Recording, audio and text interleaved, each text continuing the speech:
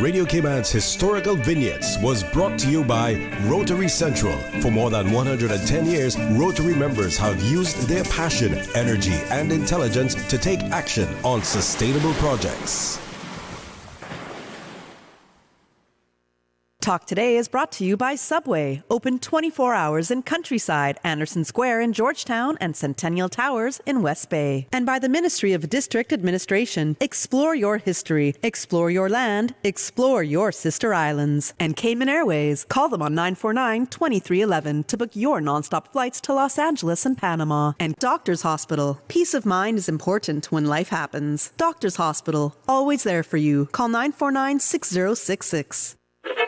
But I do have some questions. There are more questions than answers. Cayman Islands' foremost listeners participation program. Talk today. What is on your mind, Cayman? If you are ready to talk, we are ready to listen. Here's your host, Sterling Dwayne Ebanks. Hey, welcome. Trust and pray you had a wonderful weekend, and we're looking forward to the promise of an exceptionally blessed and productive week. I want to start things off with a discussion with Ms. Ora and Mr. Loxley. At 1 o'clock, some open line. We can talk about anything under the sun if you so choose. I'm happy to engage. We can entertain, inform, educate. We can include and involve. We can incite, not with the C, but be insightful with that. So stay tuned for Talk Today.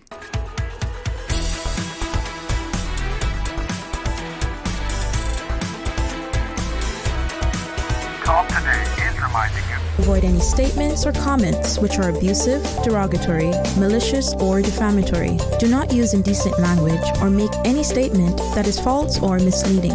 Call 1-800-534-8255, 949-6990, 949-8037, or WhatsApp us on 925-3261. Email Talk Today at candw.ky. Let your voice be heard. And now, back to Sterling Dwayne Ebanks, Radio Cayman Talk Today. Hey, welcome back, and thanks for joining us. And if you're just tuning in, we're going to have a full discussion until 1 o'clock, and then open line thereafter as we welcome to the studio Miss Aura Hollivon together with Mr. Loxley Banks. Miss Aura, it's always a pleasure, whether we're chatting with you about plants and gardening or just having a quick catch up in relation to our community, but especially when we talk about music. Yes, well, thank you, Sterling. And thank you, Radio Cayman, for having us on to talk a little bit about an evening of music at John Gray Memorial Church. We've had 2 so far. There's one coming up next Sunday at 6 p.m. in the sanctuary. We're hoping for a fun-filled musical experience of various genres. Of course, it would be featuring local artists, the incomparable Glenn Inanga, who has been a core supporter of the church as he is the pianist, a volunteer pianist, but he has been to every one of our evenings of music. And I think the public knows that he's one of the best. We also are fortunate to have Annabella Wooden and Ryan Knock, who are students of the Bauden Music Studio.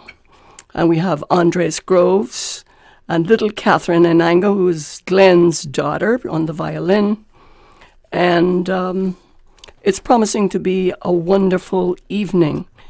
As I said before, this will be our third, and the origins go back to, say, about a year ago, when a family member asked me to try to keep my mom's history as a music teacher alive. And she had taught music from 1940s to 1980s, and with the support of her former students and the support of the church, we formed a committee and created the Lillanelle Music Fund. And the fund is used for the music ministry in the church. Of course, the incentives were very obvious because we had old instruments in the church, and with the evolution of music with audiovisual and live streaming, the necessity for a viable fund was necessary. And it has a sort of a perpetual being because it hopefully will go on in the name of my mom for, well, I hope for decades. And some of her former students, I must say right now, they are pillars of our community and they are part of our team. At the last evening of music, we had over 160 people from all over the island, and support came from some of the most well-known performers like Eric Nicholson, Nicole Bodden, Rebecca Jefferson, Abby, and the Latar group and the choirs. So we are being supported, and I would like the public to know that the next evening of music next week, Sunday on the 18th at 6 p.m., will be a magnificent concert. There'll be a reception after. So we're inviting everybody for that. I mean, I could go into a little bit of the history of my poor mom. When she was 10 years old, around about 1920 or so, she took lessons from the organists or the missionaries from the Pilgrim Holiness Church in West Bay. And from those humble beginnings, she became a very, very good pianist. Her dad bought her he used to work on the Flagler Railroad in Florida in the 1920s, and he bought her an upright Steinway self-playing piano. and so that's a little bit of the history of my mom and the journey back. She had over 200 students in a time when Cayman's entire population was 8,000 or thereabouts. And I won't talk about how many cars were here because I don't think we had many automobiles at all. But music was really an important part in the 40s, 50s, and I know that Loxley knows a lot more about this than I do. Mr. Loxley, we all seem to defer to you. You give us a contemporary perspective, but you also remind us of things, of decades past. And we can joke and jest privately, but publicly there's a healthy respect for not only your accurate recall, but your readiness to share with us. And I think, as Ms. Ora shared, a Steinway self-playing piano. In there were two things. It's that, but it's also just a passing reference to her father working on the Flagler Railway. I mean, there's a lot of history just there. Well, yeah. It's and it's something that a lot of people really don't realize. There were Caymanians working on the Flagler Railway. There was Caymanians working down on what they call the big exclusive residential area in Tampa, Davis Island, and but getting back to music, music, I think has always been a big part of, let's say, the Caymanian core community. From way back, and it was when you both mentioned self-playing piano. No, we didn't have no electricity. so you got it was all mechanical. Yeah. But of course you had to do a little pumping more or less than with your feet to because it was all mechanical. But it was set up on a mechanical process where there was like cylinders that you'd set into this mechanical apparatus, and it would go round and round. I guess most people are familiar with what they call music box. Play the little music box. Yeah. When you look in there, it's got little pins. But anyway, this was a lot bigger. And those things, as you pumped it, they went around and they touched the keys depending on the process that this role was to play, whether it was Jesus Savior Pilot Me, or the Lord's Prayer, or yes, whatever. Yeah. And it was fantastic, and a lot of folks actually learned to play the piano by listening to those, what they call, I think they call them rolls, but yes, that's right. Ora made mention to the Pilgrim Holiness missionaries. Yeah, they brought really music to a, you want to call it a crescendo in that era, because lots of people, a lot of young ladies mostly, I can't think of any young gentleman that went there, but a lot of young ladies went to take music lessons from them. Miss Brown, I think, was the name of one of them. I can't remember the other one. But my mother, like Miss Lilla, also took lessons there, and of course, she mentioned her grandfather working on the Flagler Railway. But my grandfather at that time was my mother's father, was captain of the one of the first sort of super yachts, which visited Cayman quite frequently. The flight, which was the cruising yacht of at that time, the Lambert Pharmaceutical family, and that pharmaceutical company developed what's still around. You see it on every shelf in the store, Listerine. Yeah. Back in the early part of the century, and many Caymanians worked on those yachts, because my grandfather had a little stint there as well. On the yachts.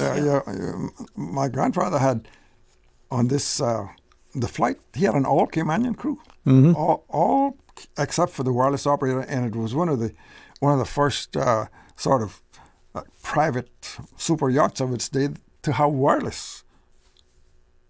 So there was nobody in Cayman at that time that I guess they could figure they could listen to that didn't come up with with a sentence.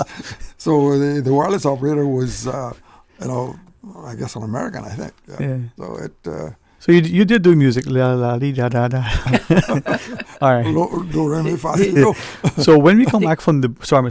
I was just going to say, the interesting thing about the Flagler Railroad, in the Flagler Museum right now, on the wall, in the plaque, there's a little memoriam to the Caymanians, Cayman Island workers.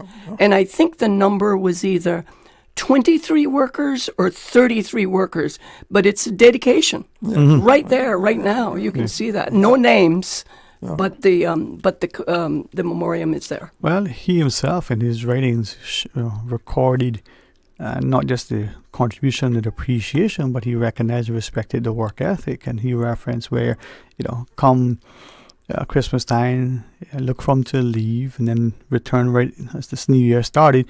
But they breathe the sandflies and the mosquitoes, and he was, had such a healthier appreciation from what he just recorded of that. The reason why I shared as we go into the break, when we come back, that connection, the idea of what music was and is to our society, from the Steinway self-playing that your father bought to, your mom's teaching. Let's chat about it. Let's extend the invitation to others. I mean, today is Monday, right? Sure. And God's Spirit Life, Sunday is going to come and we could be a part of it. So let's see how we can. All right, join us after the break. And then remember, the headline news at 1. And then we'll have open lines. So stay tuned for Talk Today. At Doctor's Hospital, we know life happens, and usually when you least expect it. So when unexpected medical issues arise, you need quality care close to home. Located in the heart of Georgetown, our accomplished team of physicians and medical staff treat minor urgent conditions such as migraines, chest and abdominal pain, shortness of breath, burns, broken bones, open wounds, and more. 24 hours, 7 days a week with no appointment necessary. Peace of mind is important when life happens. At Doctor's Hospital, we're always here just for you. Need to speak to someone? Call 949-6066. You deserve a unique vacation this year, one with easy non-stop flights from Cayman. Cayman Airways offers more non-stop flights to and from the Cayman Islands than any other airline. Now you can add Panama and Los Angeles to your travel bucket list. Skip the hassle of connecting flights. Panama is just a 2-hour non-stop flight from Cayman. And Los Angeles? Get there in less than 5 hours non-stop aboard Cayman Airways. Call 949-2311 or visit CaymanAirways.com to book your Los Angeles or Panama getaway today. Discover your dream home with Cayman National's home loan. Get up to 95% financing, repayment up to 40 years, and just a 0.5% commitment fee. Your interest rate? Depending on your risk factors, it'll be fixed or variable. Plus, you get a pre-approved credit card. This is a limited time offer.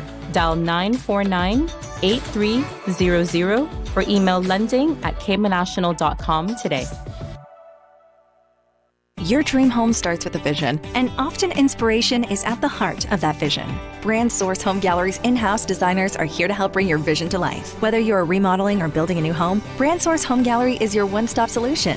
Explore their kitchen cabinets, sinks, faucets, bath fixtures, tubs, vanities, and more. Let Brand Source's designers help and inspire you with your next project. Call 623-5000 and schedule an appointment with a design expert at Brand Source Home Gallery, Dorsey Drive, Industrial Park, serving Cayman for 50 years.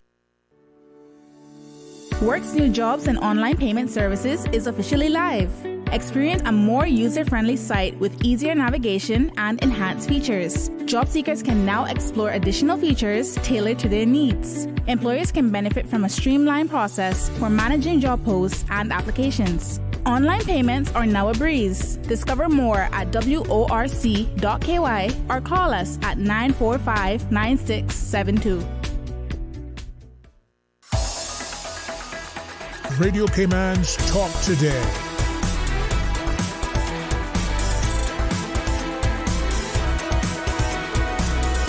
What is on your mind, Cayman? Hey, welcome back, and thank you very much for joining us. And in the studio, Miss Ora Hollivon together with Mr. Ebanks, and an evening of music at the West Bay United Church. I think this Sunday, 6 p.m. Miss Ora. That's right. That's right.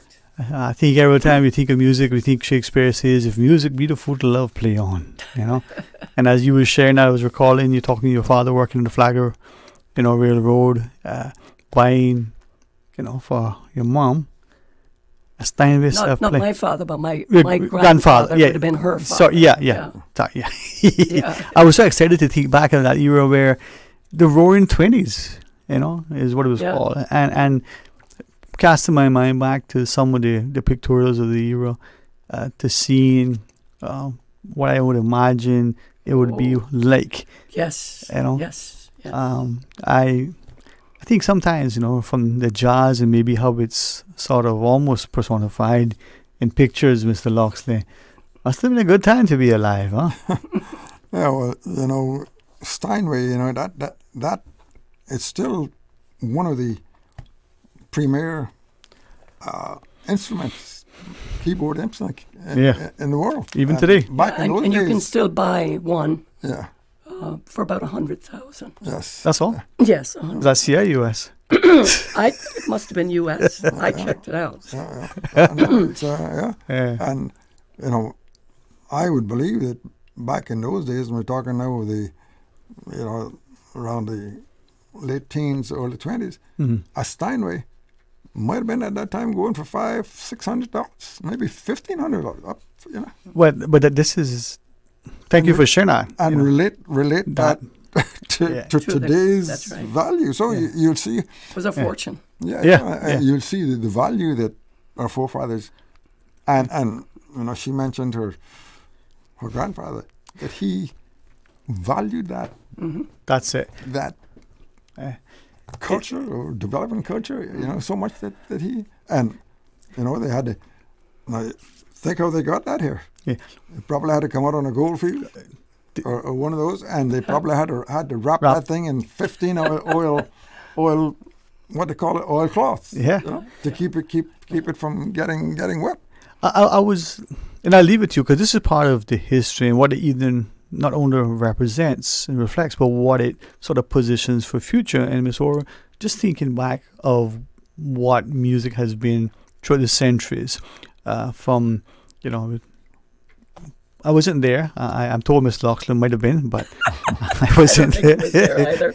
And, you have the plays and the productions of, say, Mozart and all of the compositions, and in the theatre, of that century.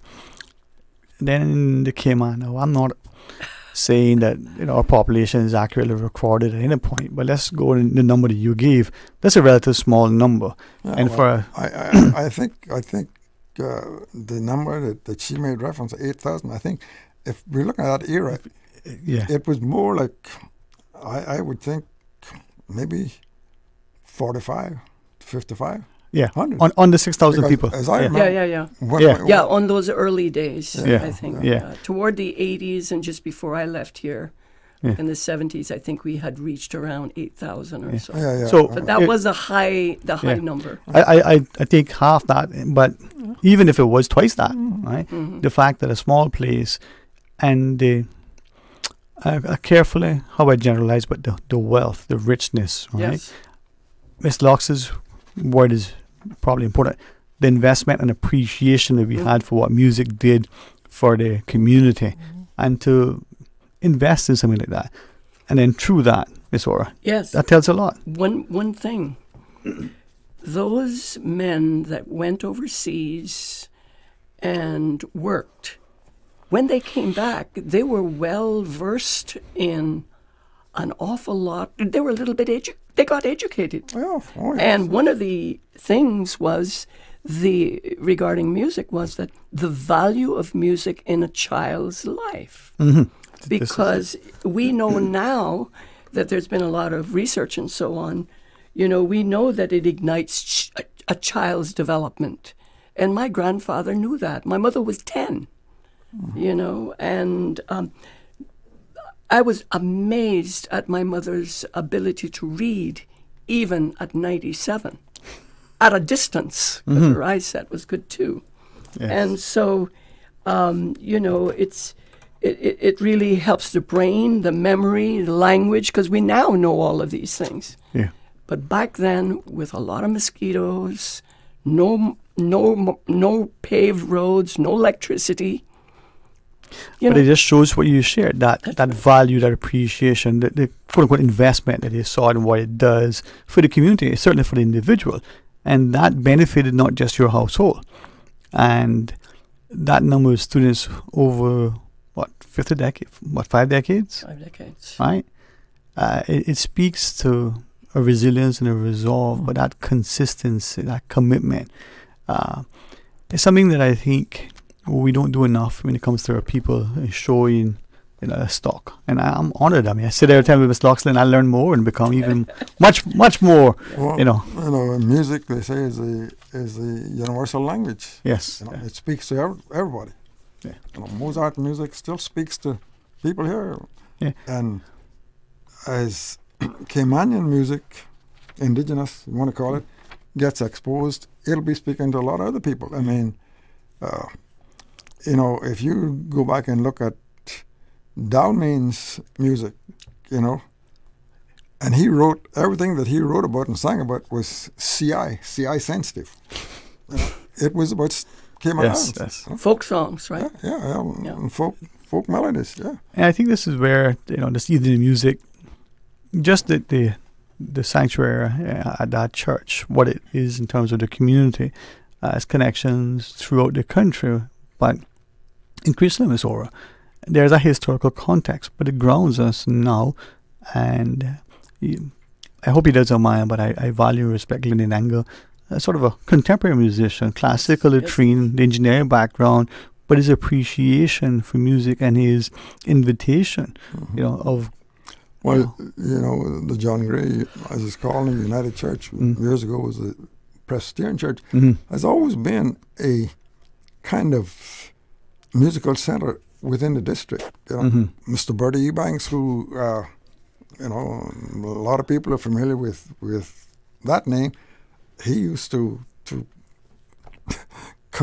create a lot of musical occasions within the church, and not only the church, but within the community. Yeah. And he himself played piano, and he played the organ. One of those pump organs. I can see him now, because he used to play in church sometimes. You know, his feet going back and forth in the hands. You know, it took a lot of coordination to pump some music out of those organs, especially. Yeah. And I think the more and more we are able to look at music now. We have a quick break. When we come back, tell us more about that evening. The invitation is at 6 p.m. It's this Sunday, but share with us some more. Okay. And hopefully, if there are tickets, what it's like. Give us a preview of the evening and extend invitation. So just an offering. Yep. Join us, and we can tell you about the purpose. It's this Sunday, so stay tuned for Talk Today. Thank you. You deserve a unique vacation this year, one with easy non-stop flights from Cayman. Cayman Airways offers more non-stop flights to and from the Cayman Islands than any other airline. Now you can add Panama and Los Angeles to your travel bucket list. Skip the hassle of connecting flights. Panama is just a 2-hour non-stop flight from Cayman. And Los Angeles? Get there in less than 5 hours non-stop aboard Cayman Airways. Call 949-2311 or visit CaymanAirways.com to book your Los Angeles or Panama getaway today.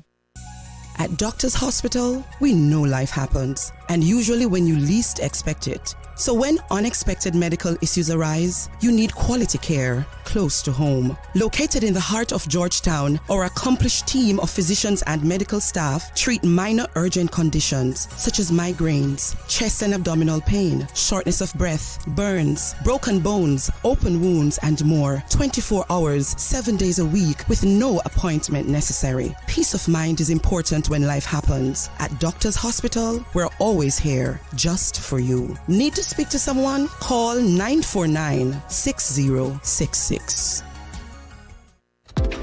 Find your dream car with a Cayman National Vehicle Loan. Enjoy 100% financing, up to 8-year repayment, and a 7% fixed interest rate for the first 5 years. For eco-friendly cars, we'll waive your commitment fee.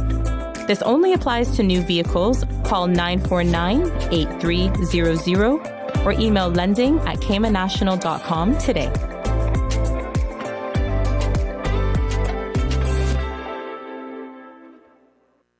There's nothing more important than your health, and seeking expert healthcare with physicians you can trust is what you deserve. UHealth, the University of Miami Health System, offers peace of mind to you and your family with a first-class experience. Our patient coordinators assist with everything you need before, during, and after your stay with us. As South Florida's only academic-based health system, UHealth offers cutting-edge treatment, compassionate care, and life-changing results just a flight away. Learn more at umiamihealth.org/international. The DVDL Customer Support Unit is now open. Customers can book appointments for written and driving tests through DVDL's hotline at 945-8344. That's 945-8344. Hey, Mom and Dad. School is nearly back in session. Is your child ready for the school year? Stop by Savannah Pharmacy in Countryside Shopping Village and pick up all your child's stationery supplies. You won't need to break the bank to get your little one prepared for the school year. You have enough to worry about. Make back to school a breeze with Savannah Pharmacy, located in Countryside Shopping Village, or call 946-3336. Savannah Pharmacy supports your education in our small community. That's why the first 20 customers will receive a free fully stocked school bag. Savannah Pharmacy. We love our community. Radio Cayman's Talk Today.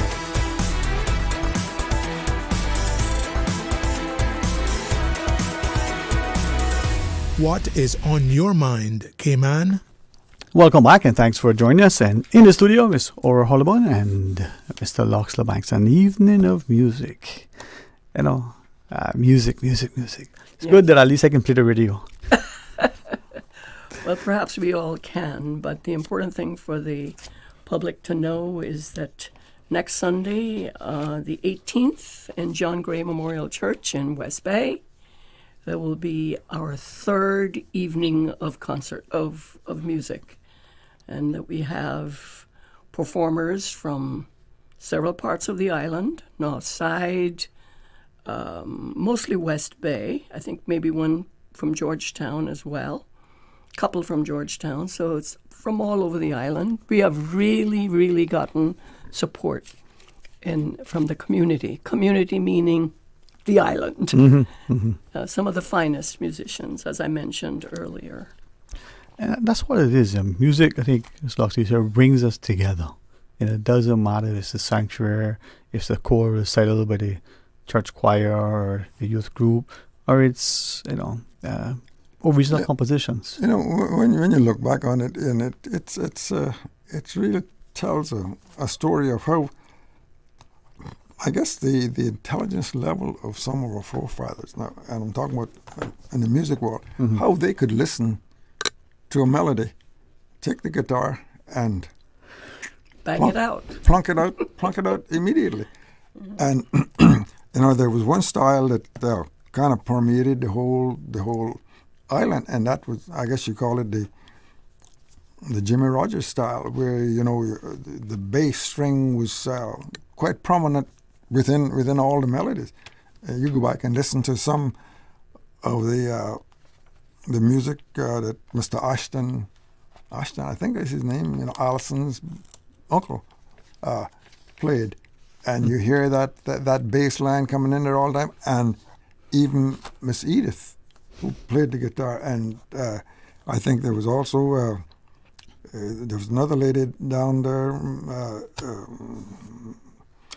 I can't think of her name, but she had the same type of music playing, and your Uncle Burke. all of these people, and they'd hear a melody, and not only on the guitar, and occasionally Wells could listen to it and sit down at the piano and pick it out. As you said that, Ms. Ward, that's the thing that immediately comes to mind. Introducing and allowing people through, the encouragement to hear music, and then immediately recognizing, I would say the innate gifting, but take that and then go to the instrument, and then just play it. And it's not so much being self-taught. I mean, musicians say, they'll play by ear, but it's a function of the brain. Yeah. Just give a little hum, and my sister's like that. My mother was like that. But your brother is also... And my brother was like that. Yeah. Just give the little hum, and he can just go in the dark and find the keys in the dark and bang it out. And as you shared, that listening to music, practicing and playing also, I think, helps us, not just for better quality of life, but that extended, engaged life where you see it. Well, I think to the young child, it's a very developmental, positive process, tool. And I'm hoping then with that, as families will come, bring the grandparent, bring the young child, be a part of, that evening, Miss Ora. Well, we're hoping so. Sunday, we are fortunate to have several youth that are performing. I mentioned little Catherine Inanga, that's Glenn Inanga's young daughter, and she's a student at, I think it's the Cayman Music School. I believe that's the school. She's very, very young. I think maybe 6 years old. I had to get permission to mention her name at this radio show. So yes, the development benefits are significant. And, from the church's point of view, we feel, well, it certainly elevates the mood of individuals. There are all these other benefits we mentioned, but it's also a gratuitous gift from God. So that's why we said various genres, because contemporary music is acceptable in the church. Well, it's, I think, where a facility, the church hall, the sanctuary, gathering of people with a sense of reverence, respect. You come and you play to an audience, you play for an audience. You invite, you include, you accept, as you shared, Ms. Ora, the notion that people are there to fellowship. And however we sort of define that, there's something about music, even the best of us will tap our toes at some point and hum a little melody. Well, you just take the two songs, and I think you could call these, they would fall in the category of contemporary music, but they're also faith-bound and want to call it religious music, the Wings of a Dove. Mm-hmm. That's a universal. It is. And the other one, Why Me, Lord? Yeah. And the thing about it is, the story about that Wings of a Dove story, it was written by a producer in Nashville, Bob Ferguson, and he wrote it. It was just a simple melody, and one of his singers that he was producing of the day wanted to record it, but he apparently would never put it on the schedule when they went to recording, because he didn't think much of the melody. And one session he set up for this, and the singer name was Ferlin Husky in Dallas, Texas. And back in those days, through the early 60s, most of the recordings was done within a radio studio, because there was not the set aside simple separate recording studio. Mm-hmm. And this singer, Ferlin Husky, had this little melody in his attaché case, and he was doing a session, and they did what they had to do, and they had some time left off. And he said, Bob is not here. I'm going to record this thing. And he recorded it. And when Bob Ferguson, the producer, listened to it, he says, man, we got to put this thing, let somebody else hear this. And they released it in million seller and, universal melody. And we all remember it now. Yes, yeah. We all know it. Yeah. And that is why I think, that evening as well as this one, from then to now, can do for us, Miss Ora. We sit there, it may inspire us to continue that music lesson or take it up, but it may also motivate us to press on with that study, to be, committed or recommit to that thing. That's part of the idea. Yeah. That we commit to it. But just sitting and listening to music, there's been scientific research, I think I might have mentioned it earlier, that does help your mood, and they are now looking at health benefits. Yeah. And I look at how long my mother lived, and music was such an important part of her life. Yeah. And I mean, everything she did had some sort of a musical connotation to it, She never. One interesting thing I want to mention is that Aunt Julia, the percussionists, that in those days when she used to do beating the drum, and the days of kitchen bands and all that kind of stuff, Aunt Julia mentioned, and this is not verbatim, but she said how in those days, in her broken English, her broken grammar, she said something like, we didn't fight, we didn't fight. We didn't get angry, We just played music. Why don't we do that today? Yeah. And much can be shared and said, expressed in and through music, but with music. And I think, Ms. Doctor, you have a few more minutes. We can, after the break, talk about it. But to that point of the research, we are aware that it can take types of music played to plants, and it impacts the plants. Some die because of the music, not because of the lack of light or anything else. The music kills them. Mm-hmm. And some thrive. Some not just survive, they thrive. So you imagine, what's that one that you were probably going to hum? Be careful, little eyes, what you see, and little ears, what you hear. Yeah. Music is that thing. And some of the old folks used to tell you, those of us who had something to do with the early days of cattle racing and Cayman and moving them around the various districts, used to say, hum a little song when you're moving these cows from West Bay up to, I do remember that. to Birch Tree Hill or whatever. Yep. Made a difference. Yeah. Mm-hmm. Music affects all creation, All right, the news break. A few more minutes of some of the history, some of the discussion, if you wish. All right, for listeners, please join us right after.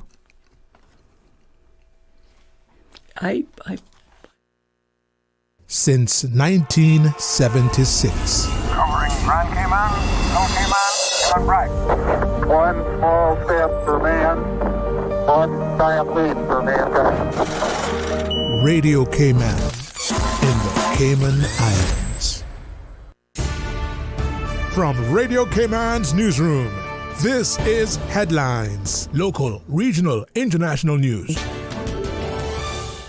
The headline news is brought to you by Kirk Market and Health Services Authority. Good afternoon. With a look at your latest headlines, I'm Jevi Ebanks. Important notice for Caymanians in the United Kingdom. The Cayman Islands government is advising Caymanians overseas, due to recent riots in the UK, to remain and stay vigilant. The government asks residents overseas to keep informed through reliable news sources, avoid riot areas, and adjust travel plans accordingly. If near a riot, residents are encouraged to move away calmly and not to engage rioters. Keep emergency numbers handy and contact authorities if in danger. The government is also advising to stay connected with fellow Caymanians and to keep your family informed. For assistance, contact the Cayman Islands Government UK office at +44 020 7491 7772. In regional news, Suriname's state-owned energy, oil and gas company, Statsoli, has announced plans to invest approximately US $1.8 billion in its first offshore oil project. The project, located in Block 38, aims to develop two massive reservoirs, which together contain an estimated 700 million barrels of oil. The company intends to take up a stake of 20% in this groundbreaking venture. Financing options include cash reserves, bonds, loans, and partnerships. Over the expected 20-year production field life, government revenues from the Block 58 development are estimated to range between US $16 billion and US $26 billion, depending on current oil prices. The development involves drilling approximately 30 wells over 2.5 years, with first oil expected in 2028. In Trinidad and Tobago, Ravi Maharaj, a UNC activist, filed a lawsuit against Bridget Anisette George, the Speaker of Trinidad's House of Assembly. The Speaker denied Maharaj's request to address defamatory remarks during parliamentary proceedings. Government Minister Keith Scotland claimed that the state spent Trinidad and Tobago $14 million defending litigation related to healthcare, which Maharaj disputes. Scotland insinuated that Maharaj's legal actions contributed to the deaths of babies. Maharaj now faces public scorn and safety concerns. That is your latest headlines. I'm Jevi Ebanks. More news available at www.radiocayman.gov.ky. Check out our social media pages: Facebook, YouTube, X, formerly Twitter, Radio Cayman Headline News.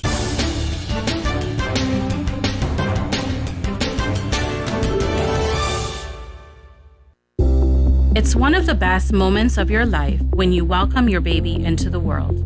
The HSA's experienced women's health and maternity team provides the highest quality of care throughout your pregnancy and delivery. As a JCI accredited hospital, we are the leader in maternal care, safely delivering over 700 babies annually. Visit hsa.ky for more information. At HSA, we are committed to caring for you.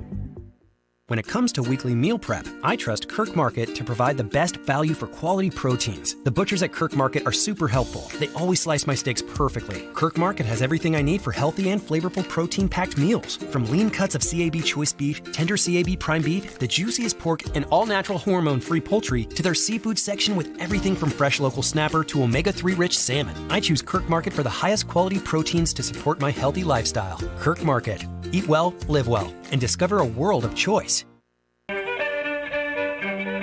The Cayman Islands has a rich history of recognizing sports and recreation as an important element in the social and economic development of these islands. In 1935, Governor Cornwall organized the first regatta for catboats and schooners, both as a social event and as a means of encouraging tourists visiting Jamaica to come to the Cayman Islands. By 1947, it was recommended that every school should have a sports day, followed by the first inter-school sports day held in 1949. By 1960, 1976, the Cayman sailing team was in the Olympics, followed by the island's participation in CARIFTA, Central America and Caribbean Games, Pan American Games, the Commonwealth Games, Island Games, World Championships in athletics, and World Cup qualifiers in football. Radio Cayman's Talk Today.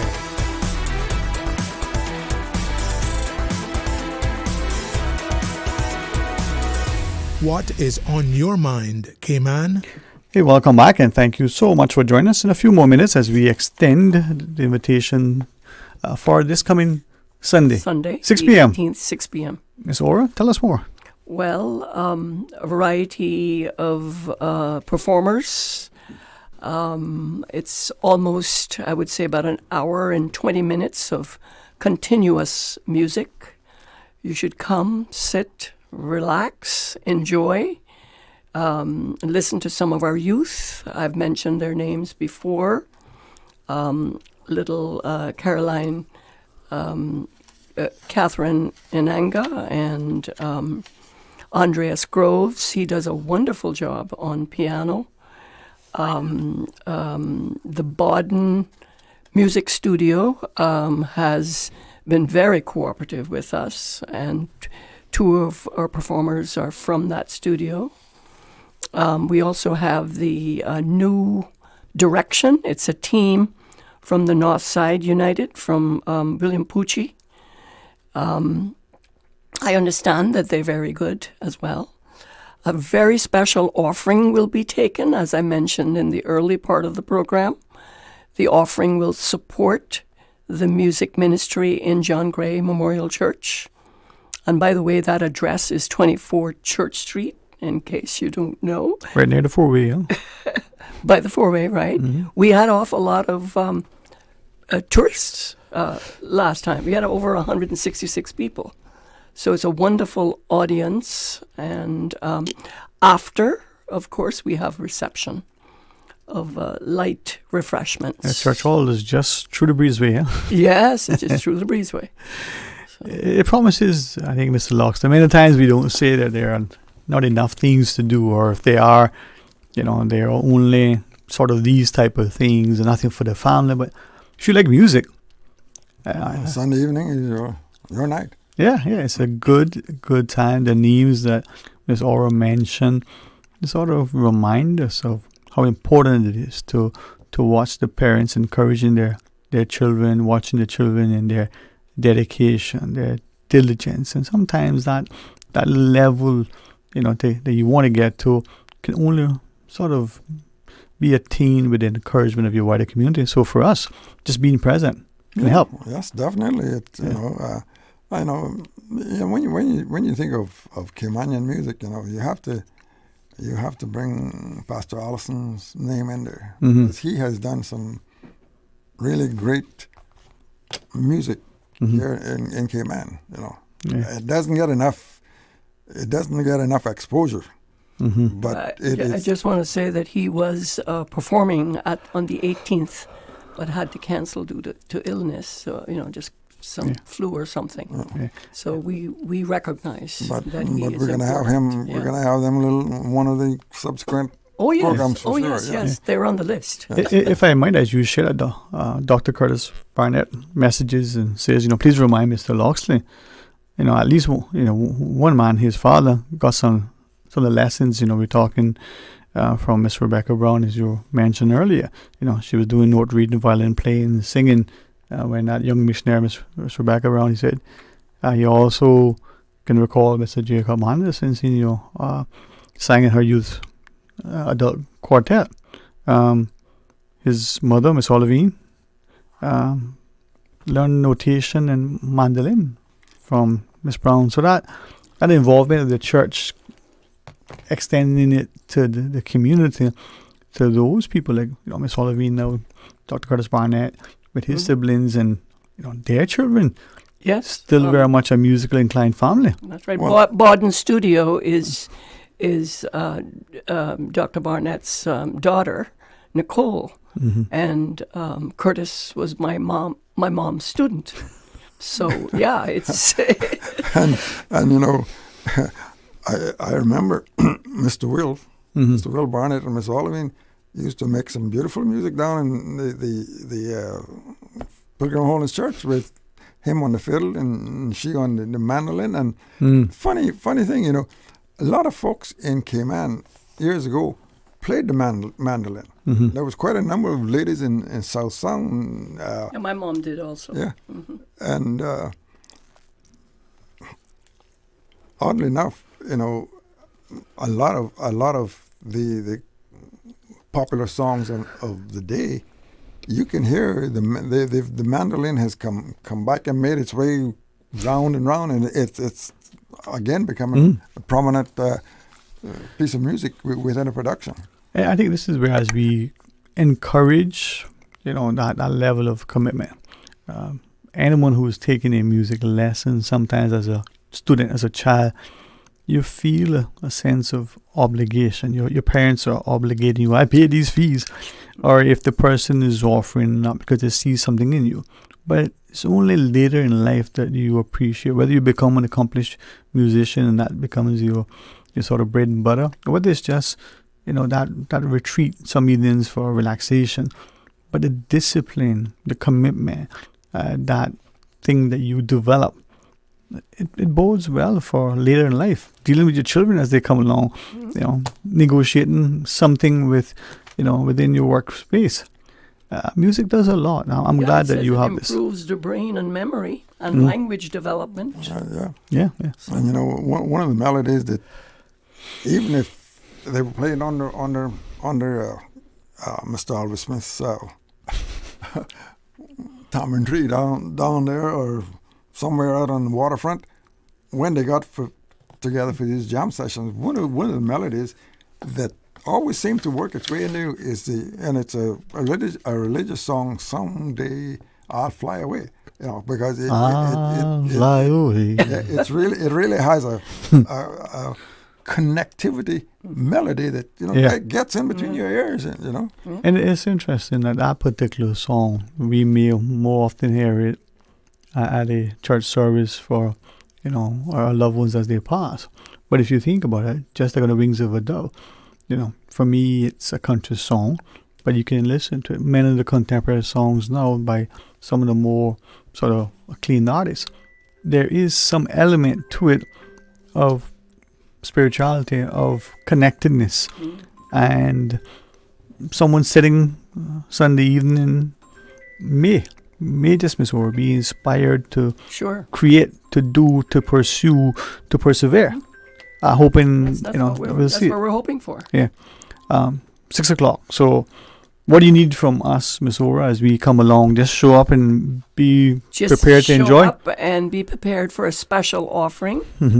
And just sit back and relax and enjoy the artists.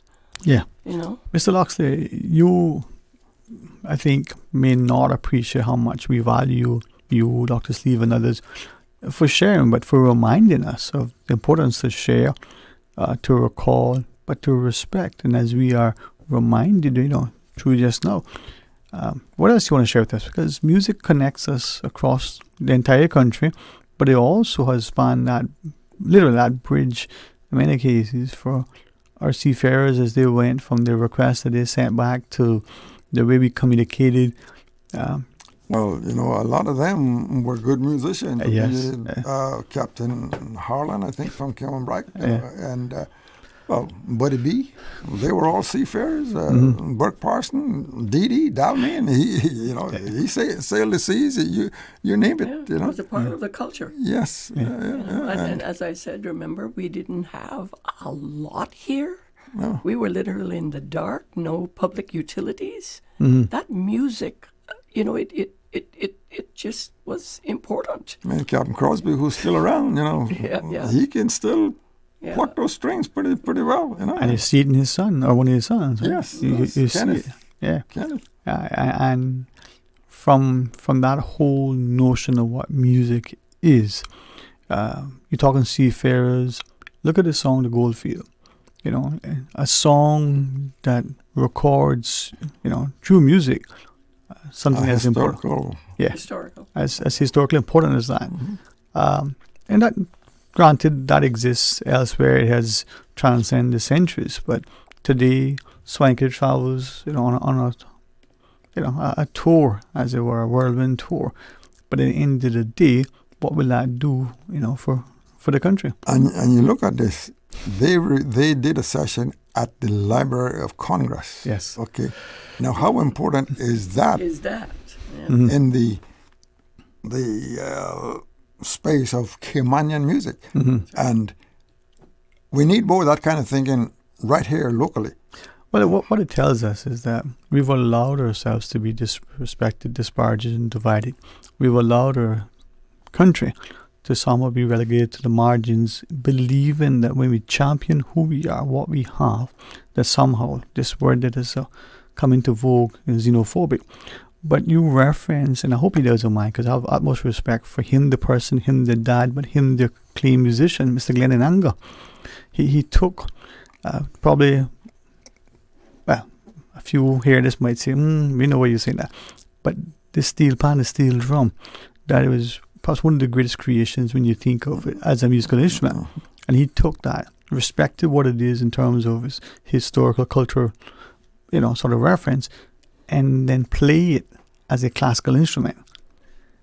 Now, that speaks volume. He's spectacular. He is spectacular. Yeah, and we're so lucky to have him on the island. This is it. So while we showcase and celebrate who we are, through music, we integrate, we get people to be involved. Funny thing is, speaking of Glenn Ananga, when he arrived here in Cayman, I guess it's probably 15 years ago. 20, I would think 20. Okay, 20 years. Him and a Dana song. Jennifer, his Metcalf, was it? Yeah, they were sort of a musical team. And this very same studio was where I think they really got interested in Caymanian music, because we had a session going on, or a program, because they were looking to promote some musical stuff around here. And of course, Radio Cayman was where they came to give them that avenue, But like I guess, the Library of Congress, Radio Cayman is the library in a sense, right? Yes, that's right. Well, yes. Not exactly. Well, no.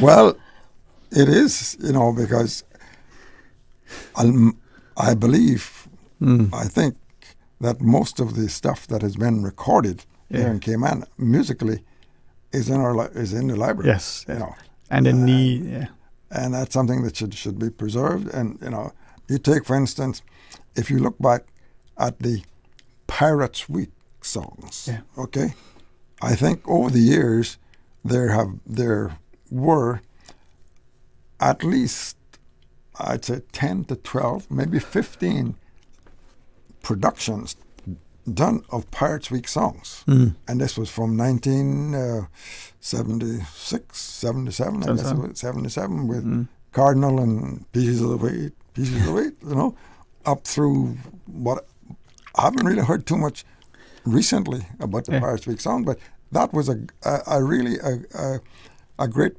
platform to bring out the Caymanian musical talent, and in a sort of historical way. Sure. Well, this is, I think, Ms. Orr, you referenced the different genres that would be, on Sunday evening. The notion that we catalog things. Here we have an opportunity as we move forward, as we sort of evolve, as it were, and grow. We have a foundation, a base. So I'm glad that you were able to do this.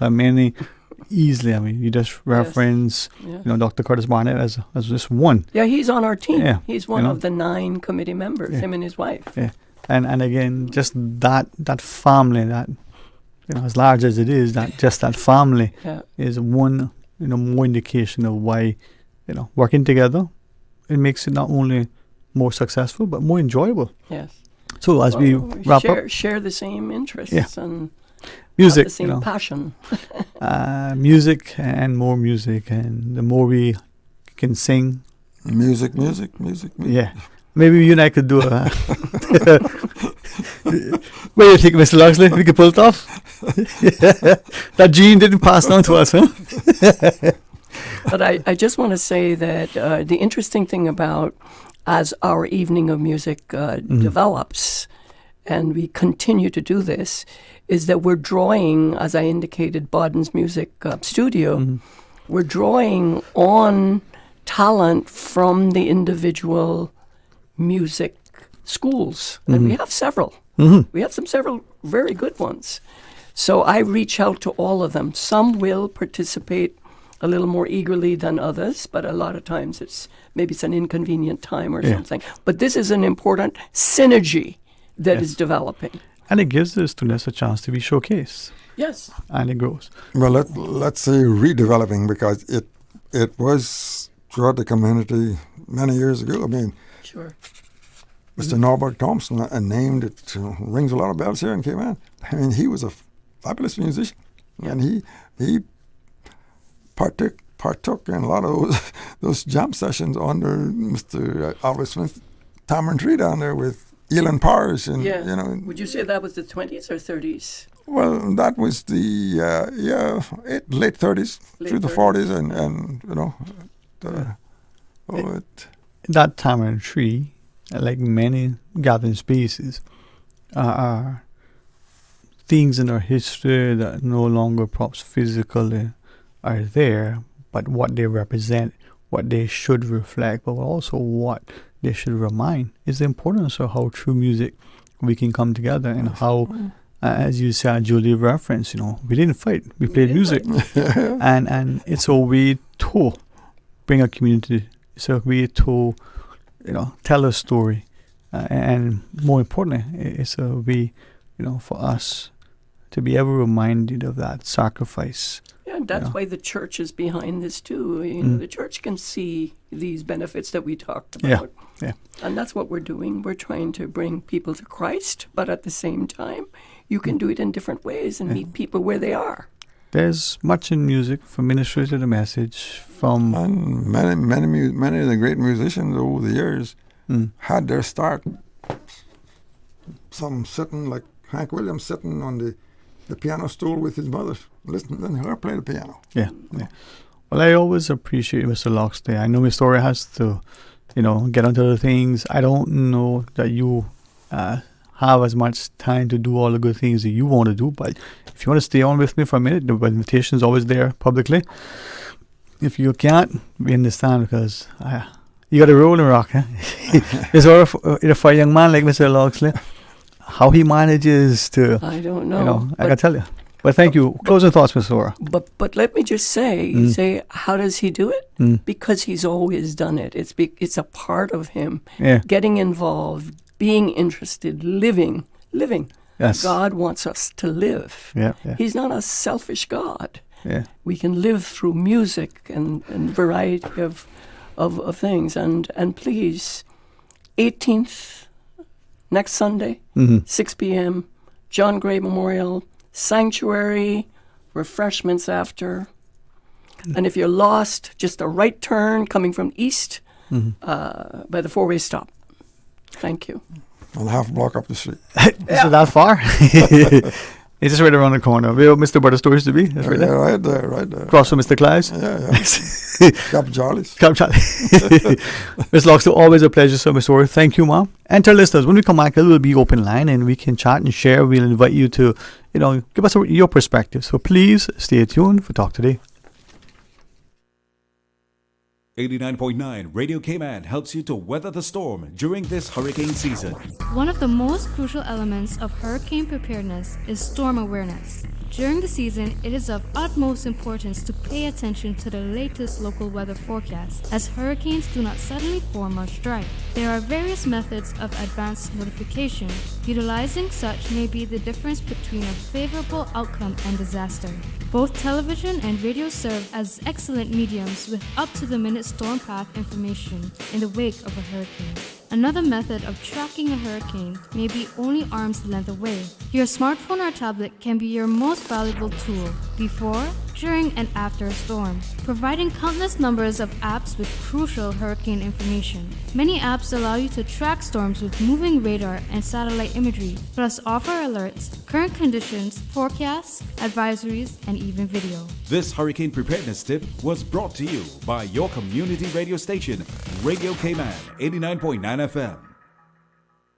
Did you know that in an event of a hurricane, water designated for the purposes of drinking, cooking, and bathing must be disinfected before use? Water may be disinfected by boiling or through the use of chlorine bleach. To disinfect through boiling, simply leave the water on the fire 1 minute after it begins to boil. To disinfect with bleach, add 3 ounces of chlorine bleach to every 1,000 gallons of water. If you're not able to smell the bleach in the water after 30 minutes, then add half of the amount of bleach that was added during the initial application. Recheck the water after 15 minutes to ensure there is residual bleach smell. A residual bleach smell is an indicator that the water has been properly disinfected.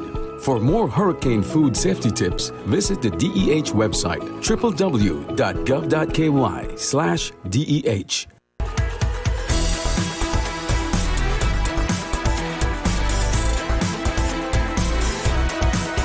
Radio Cayman Talk Today continues. Hey, welcome back, and thank you very much for joining us. And as we have open line schedule for the remainder of the program, we want to not just ensure that the phone lines are operational, we want to make sure that we're hearing from you, and with you together we can have an engaged and informed conversation. You may want to stay and share, you may want to ask and be informed, you may actually want to cuss and complain. That doesn't mean you use expletives, that means that you passionately express yourself. Now, the complaint isn't always that thing that we want to hear, but sometimes some people need to get it off their chest and it may be perceived as such. But in that complaint, let's find a common ground. Let's find a way that potentially there could be some viable solution. But something shared may inspire others. It may cause them to champion that thing. It may cause them to question it. But one thing's for sure. If you never utter a thought, no one will hear you. If you never, give thought and, some conscious deliberation to something, maybe nothing good will come. So, as long as I'm here, God's willing, with, the opportunity will always exist for you to be a part of the discussion. Hey, 949-8837, 949-6990. Toll free with the kind compliments of flow at 1-800-534-8255. Or you can WhatsApp call. You can WhatsApp message. I think we even would do a WhatsApp voice note if you want. Let me just check that to make sure that's rocking and rolling. That number is 925-3261. Give us a shout.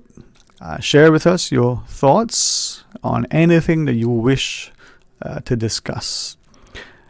I recognize that for many of us, whether publicly or privately, we have a lot going on. And we do our best as often as we can. But let's take this call. Hey, welcome. Thank you for sharing. Yes, good afternoon, Dwayne. How are you today? How are you? I'm good, man. Good. Just had something on my chest, but I had to get off, man. Well, let me see if I can hear, at least listen. All right, here the beat. Friday, right? I was going by the airport to drop off my wife. Uh-huh. So as I was getting close to the boot, going over the little humps, So this guy jump out the little station where they have up there. I thought he was FBI, tell you the truth, how he jump out. Yeah, the man jump out like, you, pull over. I'm like, what happened now? He say, this public bus cannot go inside the airport to drop off or pick up people. I said, what you say? He said it again. This bus can go through and drop off and pick up people from the airport. I said, partner, so what I got to do now? He said, boy, you got to go through this little road and go back around. And I don't know what you got to do after that. So I said, when this happens, he said, boy, all I'm doing is just following the rules. I said, but partner, you see us? He said, yeah. I said, all right, then no problem. So I drive around. I'm looking for a place so I could park to go drop my wife off and the luggage. Well, boy, I couldn't find a way, right? So I know I did. I drive all the way down by the fire station, park the bus, take the luggage out, grab her up, and say, let's go. You know, I was saying all kind of words coming up there. I can imagine. I vex now. Get there, throw her off. I see one police outside, so I went to him. I said, I see one officer, sergeant. I said, Sarge, tell me something. It's against the law that the public buses them can't come inside. Yeah, what? He said, you don't know nothing about that. I said, that's craziness, partner. First of all, this is my public vehicle. Mm-hmm. The last time I checked, my name was on the insurance. The last time I checked, my name was on the license. So I don't know where they come and say, boy, that's madness, that foolishness, that craziness. Yeah. I say, yeah, but that is craziness. I don't understand that. So now, I went inside now, and I see one of the Cayman Airways guys with a white shirt inside on the floor. Mm-hmm. So I talked to him and tell him the same thing. What caused that? They don't know. Go upstairs and talk to somebody upstairs. So all right, I went upstairs. See one nice young lady behind the desk. Went to her and asked her, can I speak to somebody to find out what's really going on with the public buses can't come inside the airport? So now, she said, boy, I need to talk to somebody else. All right. They bring her out. I said to her, how you doing? I know her. All right, how you doing? Long time. Mm-hmm. So I get to the point. I said to her, tell me something. Why the public buses can't come inside here to drop off people or pick up people? She said to me, if we come inside and pick up anybody, that we are working. I said, what? So how you gonna know if I working, yes or no? And I just driving through just to drop off people? Just to say, well, that's what we do. I say, listen, man, I don't need to stop listening to them taxis. You understand? You just see the public bus come there to drop off and pick up. We are now working up here. Listen, first of all, if the number 3 buses come that side there, they're supposed to come there every 15 minutes, which is not in the airport. It's on the main road. Mm-hmm. So the buses ain't coming inside there. And then again, now, if you see a number 3 bus come that side, if you see them every 2 hours, you're lucky.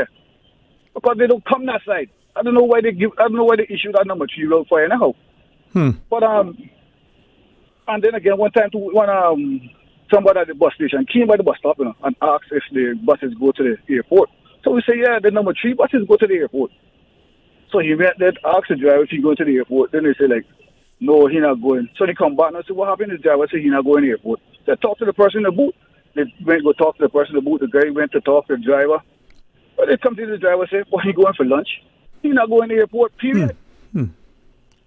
Right? So, all right, now forget all that now. So now, I asked her, so what we are do? This she said to me, she well, we got the long-term parking and the short-term parking. You could have just came in the park inside the short-term parking. I said, for what? I'm not coming to spend $5. I'm not coming to go inside to mind people's business to see who going with their husband or who going with their wife or whatever. I'm into that. I just want to drive through, get out of here. Simple. When the police look at me, I just look at him and he said, come, let's go. I gone. Yeah. You know what I mean? But I ain't no foolishness with it. All I want to know why we cannot go to that. And hear what she say now. Well, we have a meeting coming up. I say a meeting? She say, yeah, the transportation board meeting coming up. I say, okay, then no problem. She got to try bring it up in the thing. I said, bring it up in the thing? What do you mean? I said, you sit on transport. She say, yeah. She don't make the rules. She just follows it. I said, you serious? Mm-hmm. I said, lady, you serious? I said, what kind of madness going on, man? Nowhere in the world, man. Nowhere in the world. I could just, I said to her, see if I take off my my logo off the bus, I could come through? She said, yeah. Now, I think you probably gave us a good account, but just clarifying the attendant at the little booth as he jumped to that chair, like how you phrased that, it kind of reminded me of what James Albert Christian has shared about the police officer in the BRAC.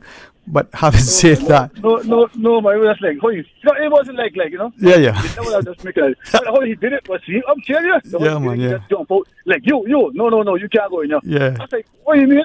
Good storytelling, man. But did you say it to him, listen, I just dropping off? I mean, if you tried explaining that? I did everything. I tell him, support, listen, I just go and drop off my wife with her and her luggage so she can get out of here. I don't want to be here. Then he said, boy, no, man, you let one person in one time and they need to eat him up for that. Mm-hmm. I said, you serious, man? We just dropping off. We're not picking up nobody. Yep. We are not working up here. Yeah. All we want to do is just in and out. Yeah. If we did 2 minutes, I look at.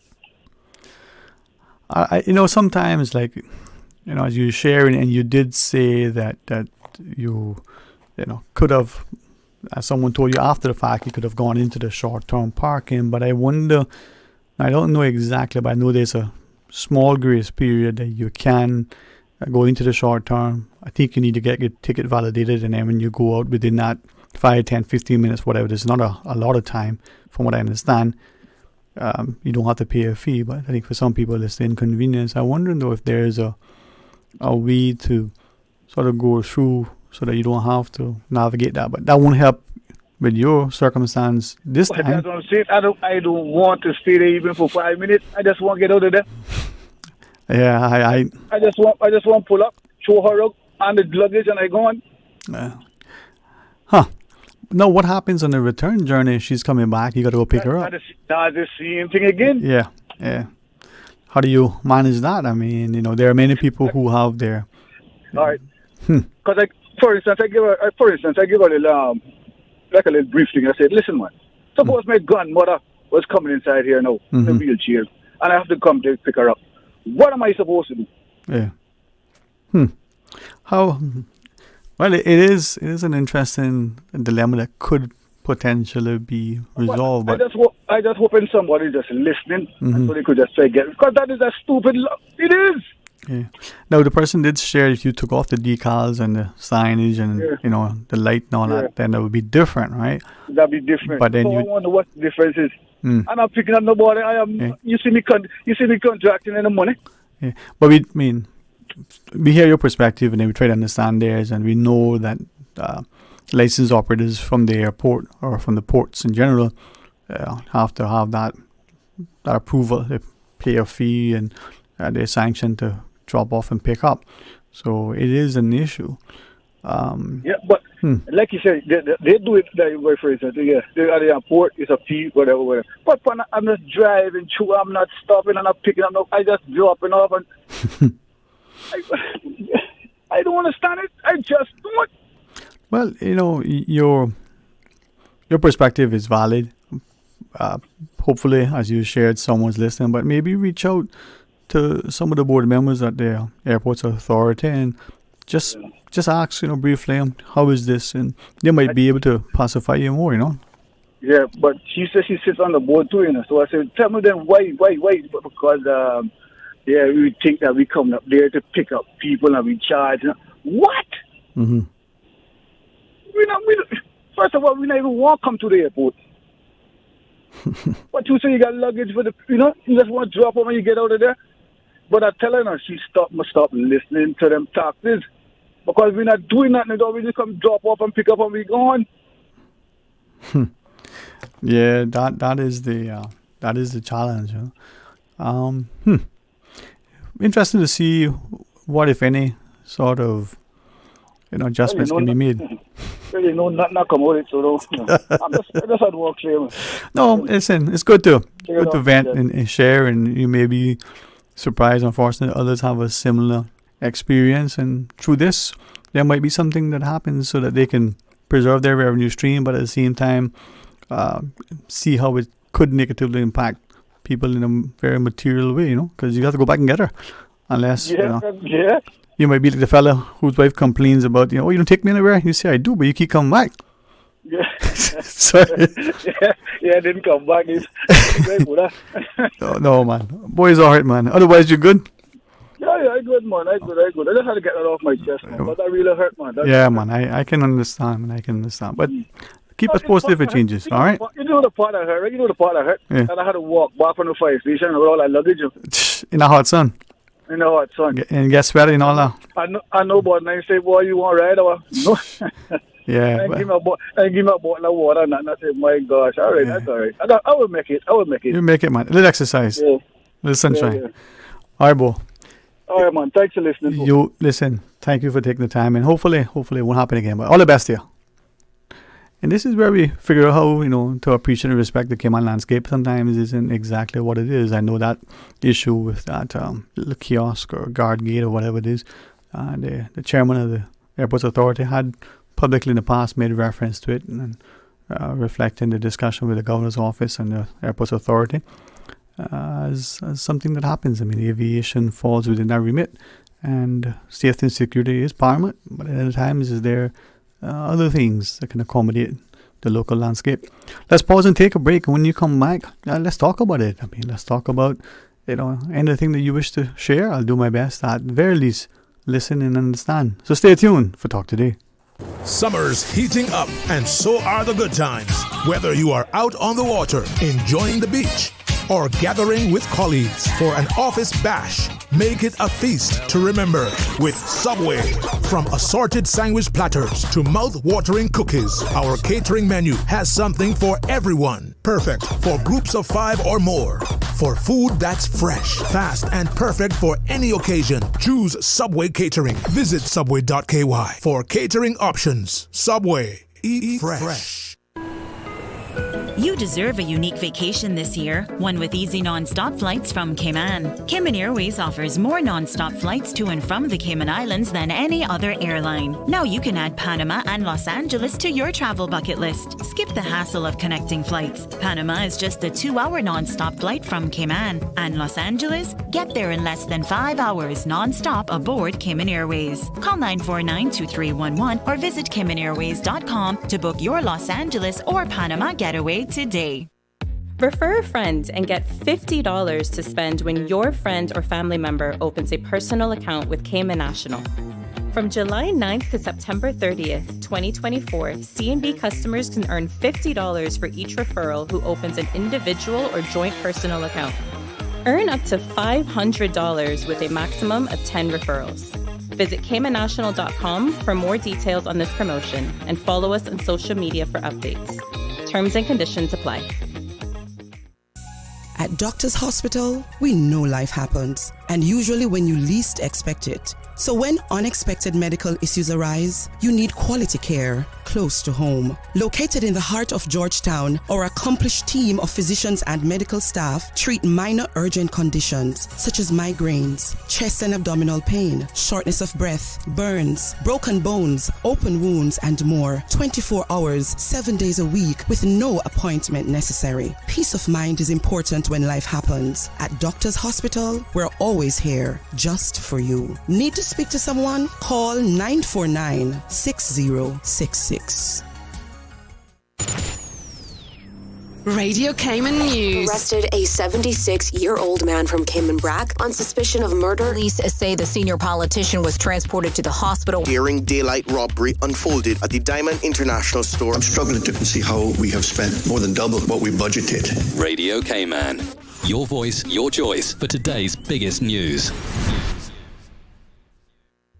The Lions Club of Grand Cayman will be holding a PACE, prostate, and colon cancer educational meeting on Tuesday, August 13th, 6:30 p.m. at the West Bay Seventh-day Adventist Church. Presentations and free PSA testing will be done by Dr. Grant Davis from Rehoboth Clinic. For more information on prostate and colon cancer, join the Lions Club of Grand Cayman on Tuesday, August 13th at 6:30 p.m. at the West Bay Seventh-day Adventist Church. Radio Cayman's Talk Today.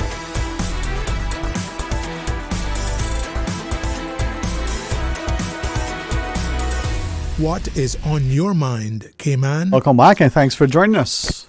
It is open line 949-8037, 949-6990, or you can WhatsApp call 925-32621 as we invite you to be part of a discussion. And maybe there's something else that you would like to share, like to ask caller. Maybe there are things that you were questioning and wondering, I wonder how that is. Well, give us a shout. Let's see if together we can find some common ground. 949-8037, 949-6990. Toll free with the compliments of Flow at 1-800-534-8255. You may have heard at the 1 p.m. headline news, the advisory coming out of the UK relative to students over there. And, well, it may be of growing concern. You may have been watching the news, so we'll just repeat it in case you missed it. As of today's date, safety advisory issued for Caymanians in the UK. And says, in light of the recent riots across the United Kingdom, I urge all Caymanians residing in or visiting the UK to stay vigilant and take necessary precautions to ensure their safety. Stay informed, keep up to date with the latest news from reliable sources. Hopefully they exist. Avoid the riot areas. Says stay clear of known or suspected riot locations and adjust the travel plans accordingly to avoid risk. Take some safety measures. Certainly, be mindful not to engage with the rioters, just trying to move away, it says. And keeping your emergency contacts handy. Remember in the UK, right, they use 999, not like in the US system with the 911. So it's 999. I think in long ago, what was it, 500 and 555, but now it's all 999, right?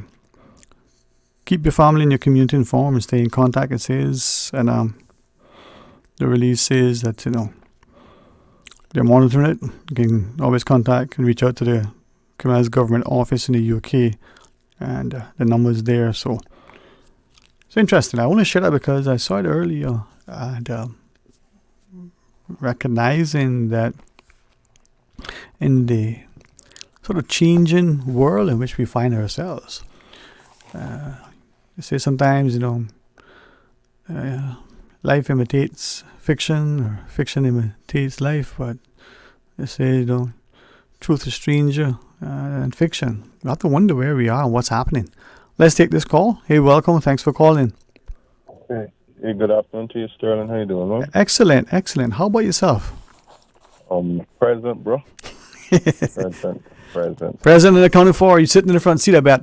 Let me see. You probably sit in the top right-hand corner of the classroom. Left? No, that was my seat, man. I always sat in the front left. Oh, yeah, we were in different classes, different years, right? Right. That was the best seat in the house, huh? I suppose so. I didn't learn that too many years later. I used to be one of those that like to sit at the back. You got called on all the time, I bet. Well, probably made myself much more known than I should have. And then I grew a little sense, or had a little sense, or something went off, and I went near the front. So I used to pile that into my daughter, sit near the front, because if you understand something, I told her, it's like you ride a bicycle. Mm-hmm. You won't forget it. Mm-hmm. And oftentimes, because I came from the old school of, let me rephrase that. I understood learning to be, if you could remember it, in terms of packing it all in, rather than understanding the whole journey of actually understanding something. Because if you understand something, you won't forget it. And I could see the light bulb going off. I'm kind of like I said, then revision for your work doesn't become a cramming and a packing. It's more just reviewing that you have all the theories right, or that you completely. But it says if you have to first understand it first. So sitting near the front became later on in life, It is interesting, and I like. I mean, of course, we're not going to gauge you share as you wish, right? But I think oftentimes we look even at how students sit in a class, or how the classroom is sort of situated, how we arrange the chairs, the desk, or whichever. The notion that we require some children to sit, and if you want to stand, stretch your legs, or you got a cramp, or you're just fidgety, maybe standing would work. But is it confrontational? Is it disruptive? Always question. I think if you turn that, get that student's mind engaged very young, and the fun of learning and understanding and acquiring knowledge, then yes, those kind of things become a little secondary. Of course, when we're children, we're just that, and there's some of us, like I was, very disruptive. I didn't understand. I thought it was just fun to be in school, and so my job was to try to disrupt everything, it seemed. But I later learned too that having a voice wasn't a bad thing, and oftentimes in school I was made to feel that way, you know. It's interesting. You use the word disruptive, right? And I look today, not just yesterday, but right as we speak. That word to me is and should always be in a negative connotation. What do you mean so disruptive? But yet, look at that company, that individual, is a disruptor. It's disrupting the market as a good thing. And I don't want anybody to hear this other than the fact that I say, I'm probably the biggest sinner in the room, right? But the scriptures say in the last days, good, bad, bad, good, right? And we're seeing little things that seemingly innocuous are being shared that are so significant. And in the UK now, the call from, was it one of their parliamentarians, but high-ranking officials saying, should we bring in the army, the military, to quell these riots? They talk about banning social media. Personally, I have little or no use for it, but that doesn't mean that free speech needs to be relegated to the margins, right? But we saw what's been happening in the last 4 or 5 years where, just like you said, in the school of yesteryear, when you asked the question, you were disrupted. You were supposed to sit there and be quiet and, like a fool, just take everything in that made no sense. Yes, well, there you go, a good application, and in terms of what's happening there. But of course, at the heart of that, we know it's probably not a bad thing that they are being disruptive, because it kind of let the I don't know how to say it, let the air out in terms of what really exists in the heart of people. Because this particular one is an interesting disruption that's going on, isn't it? It is the quote unquote traditional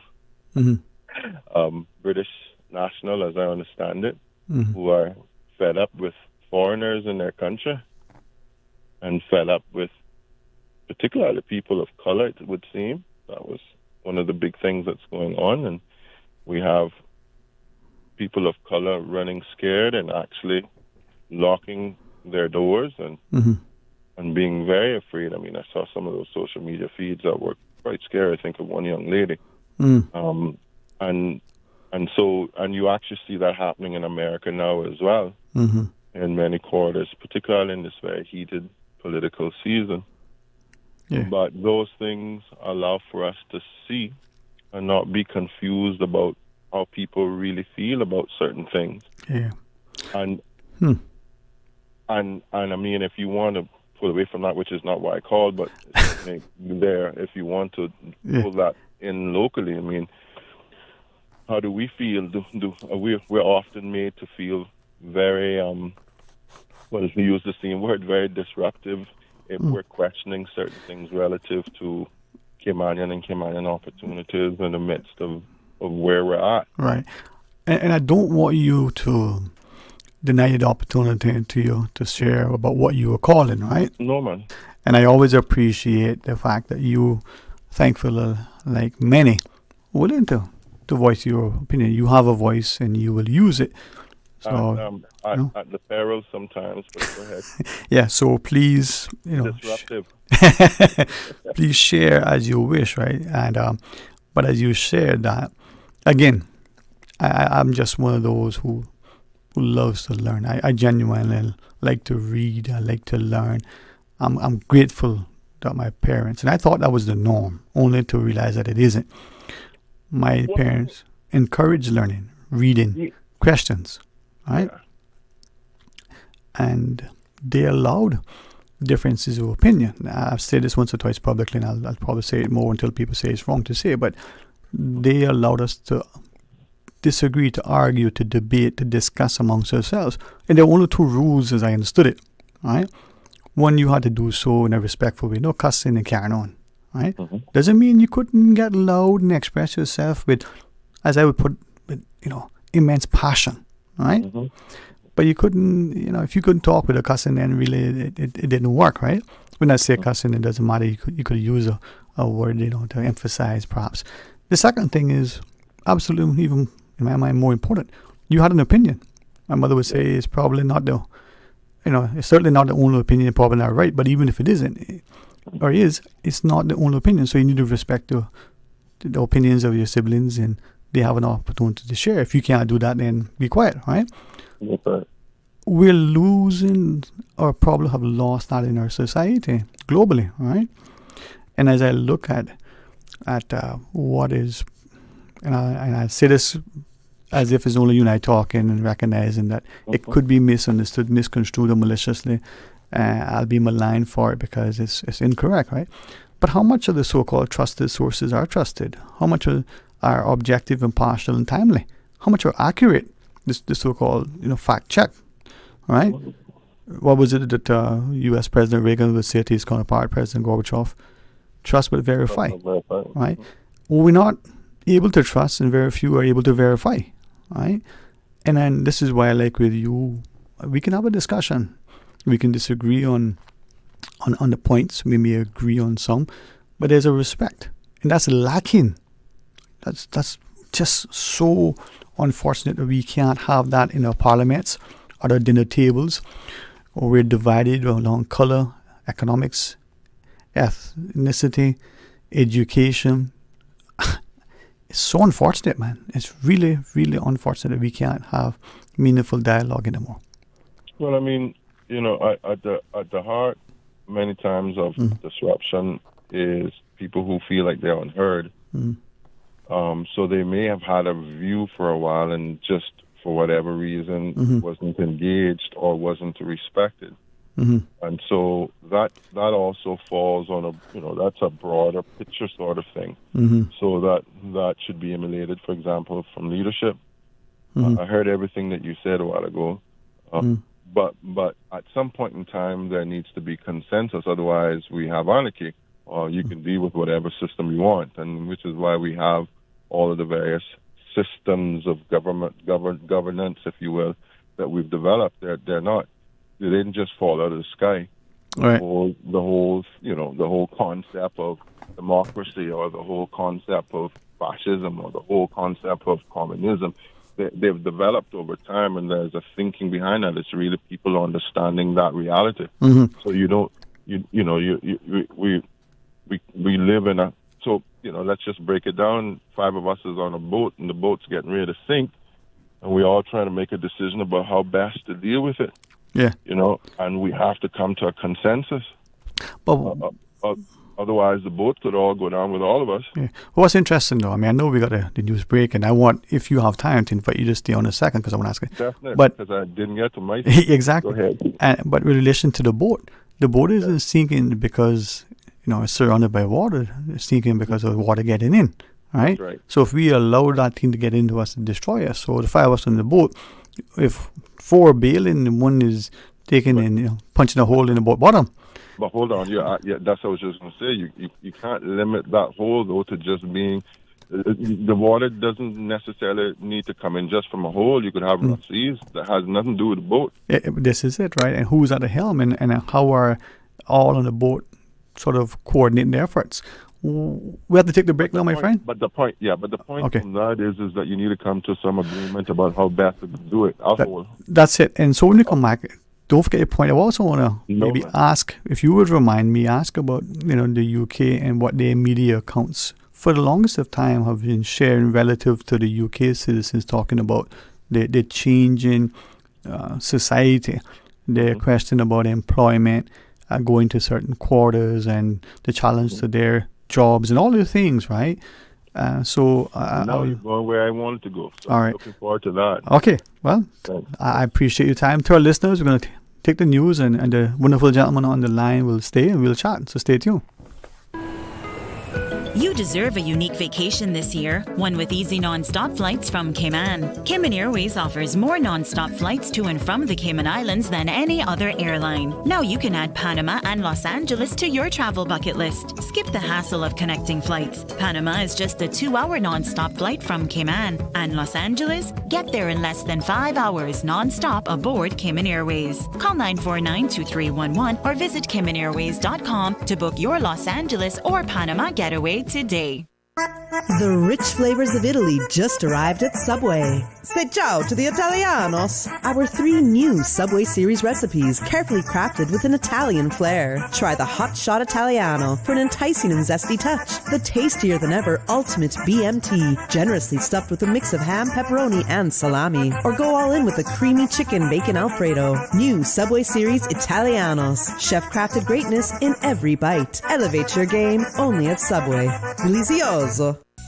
At Doctor's Hospital, we know life happens, and usually when you least expect it. So when unexpected medical issues arise, you need quality care close to home. Located in the heart of Georgetown, our accomplished team of physicians and medical staff treat minor urgent conditions such as migraines, chest and abdominal pain, shortness of breath, burns, broken bones, open wounds, and more. 24 hours, 7 days a week with no appointment necessary. Peace of mind is important when life happens. At Doctor's Hospital, we're always here just for you. Need to speak to someone? Call 949-6066.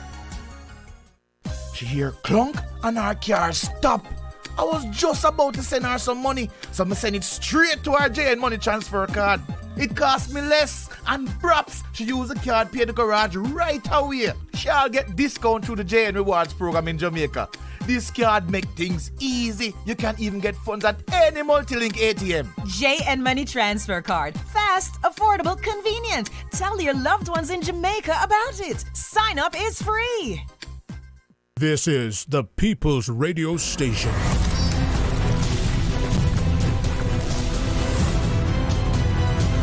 Radio Cayman in the Cayman Islands. From Radio Cayman's newsroom, this is Headlines. The headline news is brought to you by Kirk Market. With your latest headlines, I'm Jevi Ebanks. The Cayman Islands Postal Service will temporarily close all Grand Cayman and Little Cayman post offices on the morning of Tuesday, the 20th of August, for a critical staff meeting. Offices will reopen at 1:30 p.m. and close at their regular time. Cayman Brac offices will operate as usual. Normal operation will resume on Wednesday, the 21st of August. The Cayman Islands Postal Service thanks the public for their understanding. In regional news, in Jamaica, gunmen attacked Cherry Tree Lane, Clarendon on Sunday, killing 8, including a 7-year-old. The first attack was at a car wash during a birthday celebration, which left 4 dead on the spot and 3 others died at the hospital.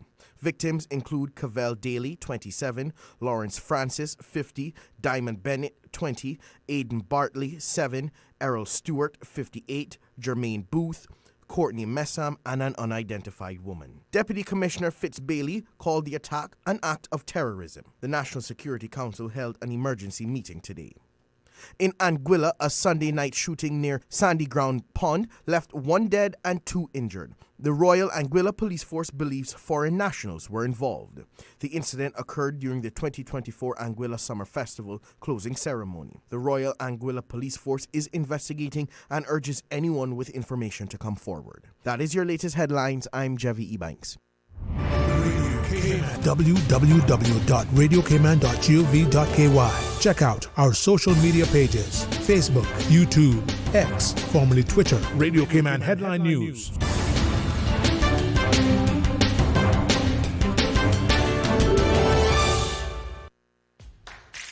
The DVDL Customer Support Unit is now open. Customers can book appointments for written and driving tests through DVDL's hotline at 945-8344. That's 945-8344. When it comes to weekly meal prep, I trust Kirk Market to provide the best value for quality proteins. The butchers at Kirk Market are super helpful. They always slice my steaks perfectly. Kirk Market has everything I need for healthy and flavorful protein-packed meals. From lean cuts of CAB choice beef, tender CAB prime beef, the juiciest pork, and all-natural hormone-free poultry, to their seafood section with everything from fresh local snapper to omega-3 rich salmon. I choose Kirk Market for the highest quality proteins to support my healthy lifestyle. Kirk Market. Eat well, live well, and discover a world of choice.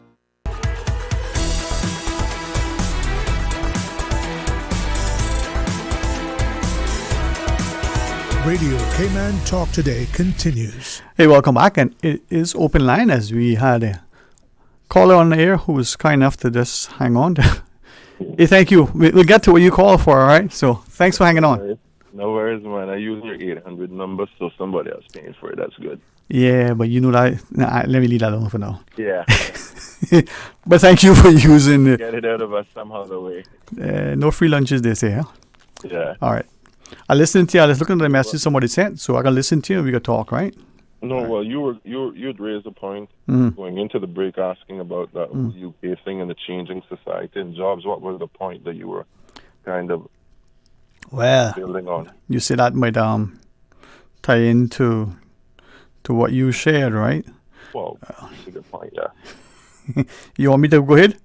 Yeah. I mean, I wanted you just kind of raised it as a bullet point, and I was wondering how you were knotting it together. All right. Well, thank you for saying, because I was just going back, but I can't find now what someone has said. But it was a quick thing in relation to the UK media accounts over the last years, sector by sector, and saying the trades in particular. Many would complain that former Eastern European bloc countries coming across and their workers in, say, electrical and plumbing, willing to work for lower wages, and that sort of found disfavor with some of the UK citizens, right? Yeah. To questions about, other issues in all and many areas of employment, to the changing landscape. There was one that I had read, and I was trying to find a newspaper clipping from, and you have to forgive me, I don't know all the names of the areas, and sometimes I've struggled to find out where they are, and ending with Cheshire and Esther and Chester, and like they all sound like one and the same to me, right? Yeah. But it seemed, if I recall correctly, to be like a coastal townish. And reading it, you could almost say, wow, those are similar concerns expressed in the local media in Cayman about the changing landscape, people coming in, buying properties, overrun by others, and then the local community feeling displaced. So only to say that it's no different sometimes what may be happening in one place when compared to what's happening. The Swiss at one point, maybe they still do, would complain about the Italians working in Switzerland and parking on the Italian side and walking across because it was cheaper to park on that side versus in Switzerland. So even to the parking fees they weren't getting, they earned the salaries that are higher than they would if they could find employment in Italy. And the Swiss felt, well, they're working for less. And these are, neighbors, right? No restrictions of sort of labor or movement. Right. Which was a big driving force why the UK wanted to go on its own and come out of the EU to start with.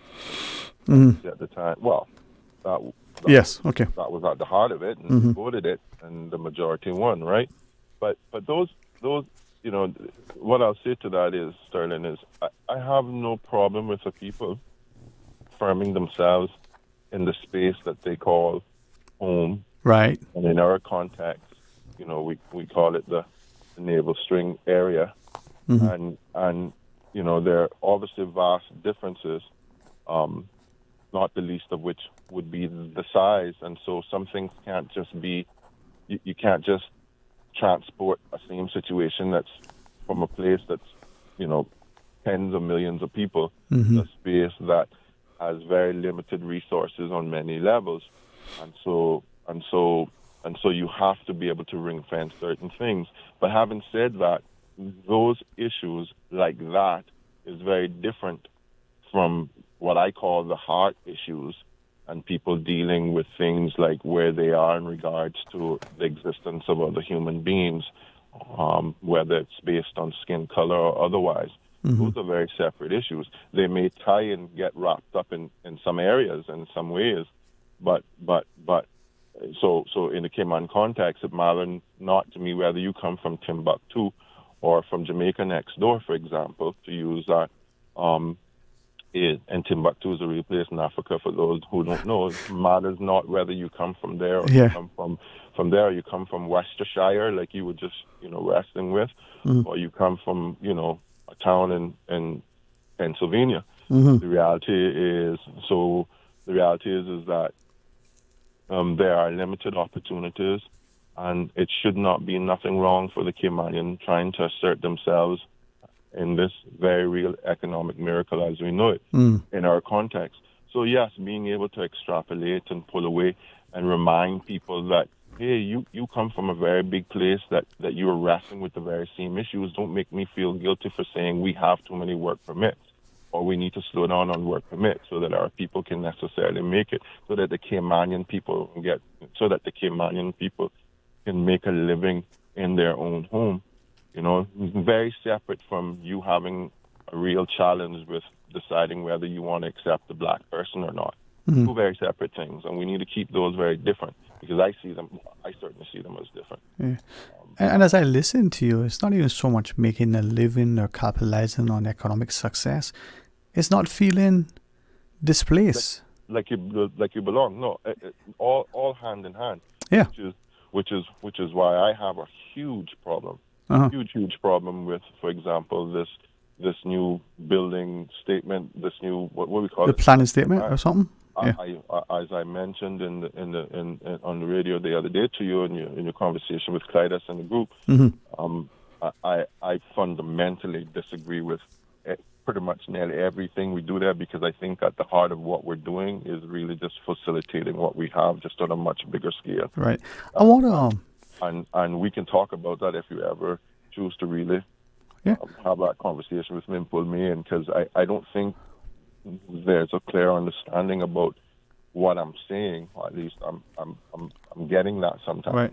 Well, I have, and if I've, forgive me if I've misunderstood you. I have publicly and privately invited you in the past to come in, right? And so if like I said, I hope I'm not misunderstanding, but if that's what you're asking and it's not improper, let me extend the invitation to you now to come in. And I'd be happy to. How's Wednesday 1 o'clock? Oh, 1:30, sorry. Wednesday 1:30. If not, we can do Thursday or Friday. How about Friday? I'll get back to you on confirming that. I'll have a look and check my people. And Friday, we can give you as much of the show as you want. Potentially, there's something for Thursday and Friday for Wednesday, but for as it is now, we'll talk. I mean, it's about. Sounds good. What I'll say, though, in terms of quickly what I was calling today for, right, in a nutshell, was the whole notion of I wanted to ask you about the Public Transport Board, and it was kind of pricked by the caller that you had before. Hey, Jay, I hope you're good, buddy. I walked from the fire station. Kind of interesting one. But that whole entire frustration thing, I call it. Yes. We do that so much in this country in terms of we want to get it right, but boy, we be putting up some stumbling blocks, eh? Yeah. So, and I can go down the list. Everything from, and anyone who's in the public sector, private sector, but I obviously see it a lot in the public sector because they're the ones that tend to have lots of jobs, for example, that are listed. We just make it so difficult. So you can't even go on to the public website, for example, for government jobs, and just look at what's available without registering, as an example. And so you just can't even see what's available. Oh, I thought they had addressed that, because I did ask about it. This is through the work portal thing? On there without being registered, and half the screen comes up, it blocks the jobs. Okay. And then I remember when I applied for the public service many years ago when I joined in '96. It was an actual physical application. So they have an application, but they only allow for it to be submitted online. So I call it little frustrating things because they are. And then you have a lot of the authorities that will have, for example, applications themselves, and people have already put together, for example, resumes. And they need to take then and type that entire information all back out again on an application. And I understand the purpose of an application and why some entities may choose to use an application. I would suggest as a world-class civil service, in my view, that you try to streamline certain things so that, if you've been in a job 20 and 30 and 40 years and you haven't applied for a job recently, then you have no idea what the people on the ground are dealing with. Maybe you need to get them and really take their feedback on board. So it's not all about you. So how about streamlining the application, since you needed to just get one or two key things? But then if you have a resume, say, hey, submit your resume. as an example and attach it to those things. But that's not where I was going as well. The long and short is we find so many different little things to frustrate people to death that it's no wonder that people just sometimes are willing to go, it's just impossible. And then you know, after you've been frustrated to death, sometimes you'll become mediocre because of it, because you're just frustrated. You kind of think, oh, it's just a waste of time for me to fill that out because they're not going to assist anyway. It's the last thing I'm going to is where I was really going, believe it or not, is do you know anything about the Public Transport Board and, for example, someone going in for a taxi license, for example? I think you should invite the director of that board or something to come in and talk about that process, because as I understand it, Sterling, you or I as a Caymanian can go in and apply for a taxi license or a tour bus license, but they put your name on a list and hold you. I searched in the law for where they have the authority to do that, and I can't find it. Maybe somebody needs to share that with me. But as far as I know, the process entails going in, applying, or saying you're indicated. They give you the form, you apply, the board approves your application, and you take the tests. That's how I understand from the rags and the stuff that process happens, and you pay the fees if you pass. My understanding is that they have a number of things in place, and I know a lot of our taxi drivers that may hear me may not like this because of what I'm going to share now, but for me it's a bigger point, because, and I know why I think some of that was done, because we had so many people applying, but Sterling, that's not how you ring fence it, that's not how you manage it. You can't stop me as a Caymanian because you feel that there are too many people. It's like the Trade and Business License Board doesn't care that they have 1,000 applications that come in for a supermarket. They're not concerned about the amount. They're concerned about whether you meet the criteria. You're a Caymanian, you can open a business. Now, the natural process of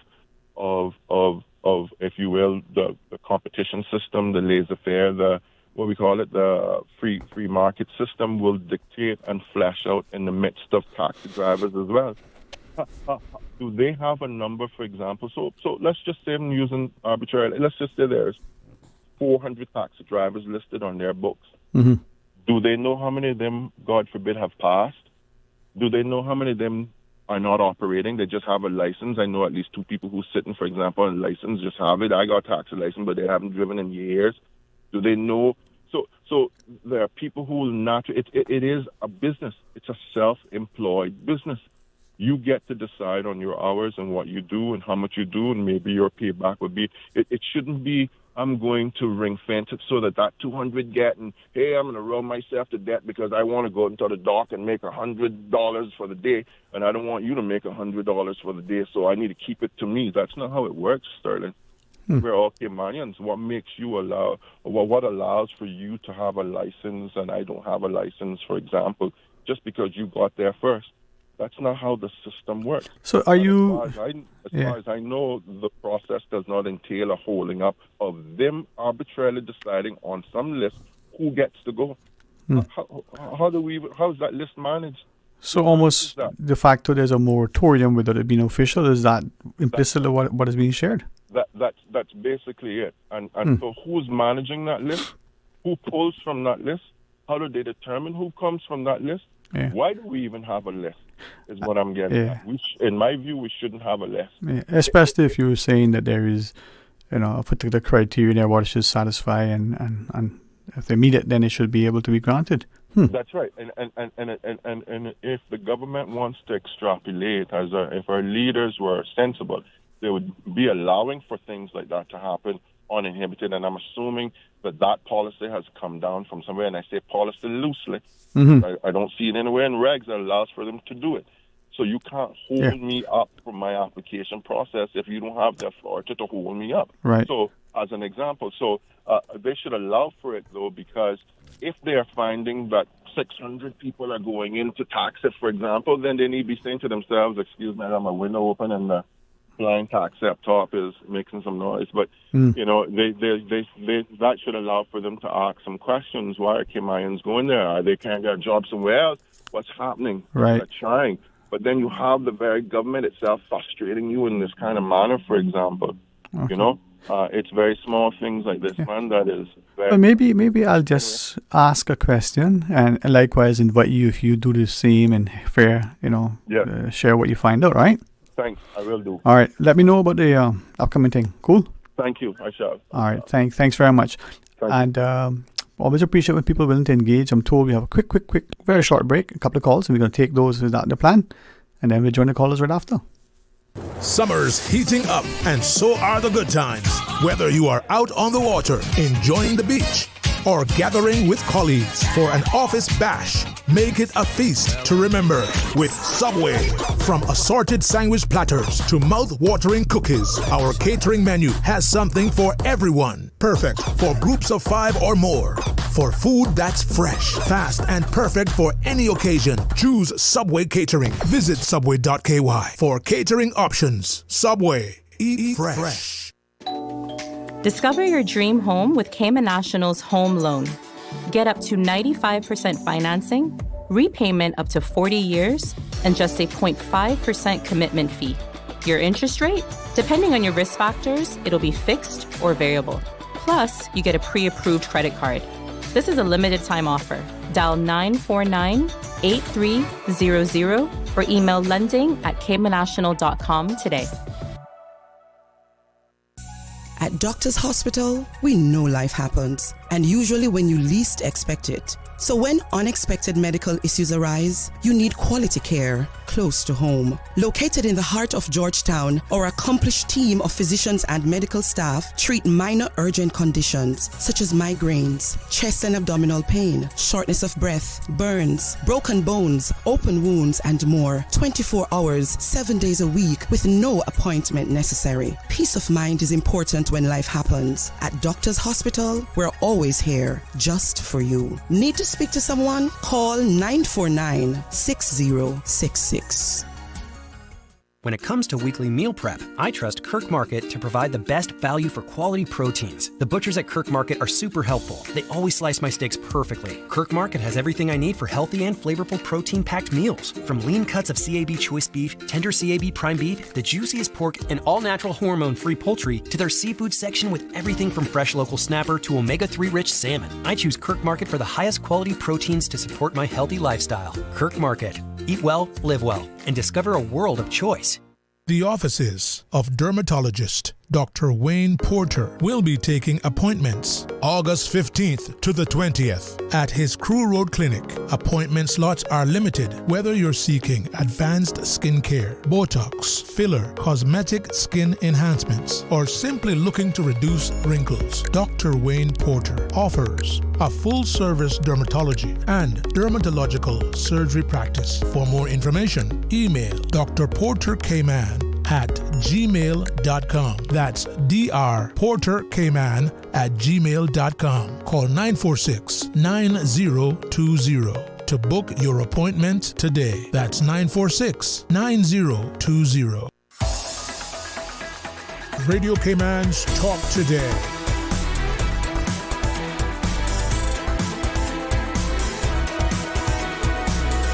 What is on your mind, Cayman? Hey, welcome back and thanks for joining us. And thank you for calling as we take this next call. Welcome. How are you?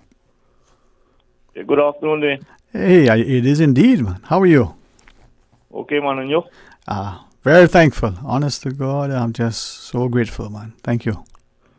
Okay. The concern the airport. Uh-huh. I've noticed that people leaving the island at the airport when they're having those that need people to help them collect their luggage and to take it inside. I noticed that all those young men that are doing that are foreigners. Yeah, that's on the departure side. Yes, when people are leaving the island. Right. And a lot of our young Caymanian men are able to do that type of work. There's a lot that we need to look at closely, yes. and they also receive tips, which is also good for our young Caymanians. Mm-hmm. And I don't think it's fair for our tourists or for the Caymanian people or for the Cayman Islands that the last people that people meet when they leave the island are foreigners, when we have young Caymanians that are able to collect that luggage for our tourists, and the last people they meet are Caymanians. I don't know how the tourism department or the Ministry of Tourism or the airport authority can allow those things to happen. I think it's ridiculous. And whoever is employing these people should be ashamed of themselves. Thank you very much. Thank you, too. Thank you. And let's take the other call. Hey, welcome. Thanks for calling. Mr. Sterling. And my lady, how are you today? I am not good because you all need to keep Mondays and Fridays open for us. And this advertisement that you all is doing in breaks, it is unjust to the people of the island. It's unjust to the people of the island. Yeah, well, I tell you, that's a good problem to have, and we got to thank the hardworking team in our sales department, but also the wonderful businesses here. This is a government station. This is for us. This don't need this doesn't need for filter with no advertisement and so forth. They're doing it just for us. And I'll call you for that. The time has run out. Yes, ma'am. That last caller just now, you tell him he need to go to Cameron Brock, and he will see how many foreigners we got working at the airport. Because the person that is running that is the Flowers Group. And you will never get a Caymanian up there. I don't care what nobody say. Because I have spoken to those guys when I was at the airport, and believe me, I'm quite sure some has changed by now, but some of them are not happy campers. Some of them are not happy campers.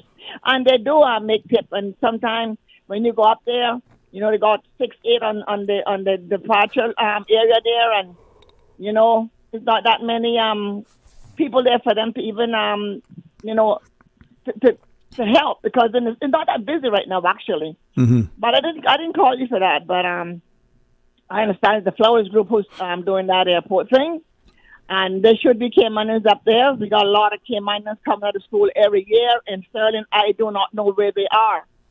They're not in the grocery stores. You know, down by Kirk grocery store, they got a beautiful florist there. And when you cross those ladies there working, and I ask myself, where is the Caymanian? What is wrong with being a florist? It's a decoration. Yeah. But it's a creation. Yeah.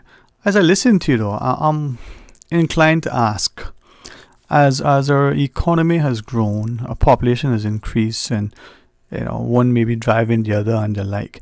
But to what extent, in our homes and in our schools, we're making our children aware of all these different careers, you know, providing the opportunities.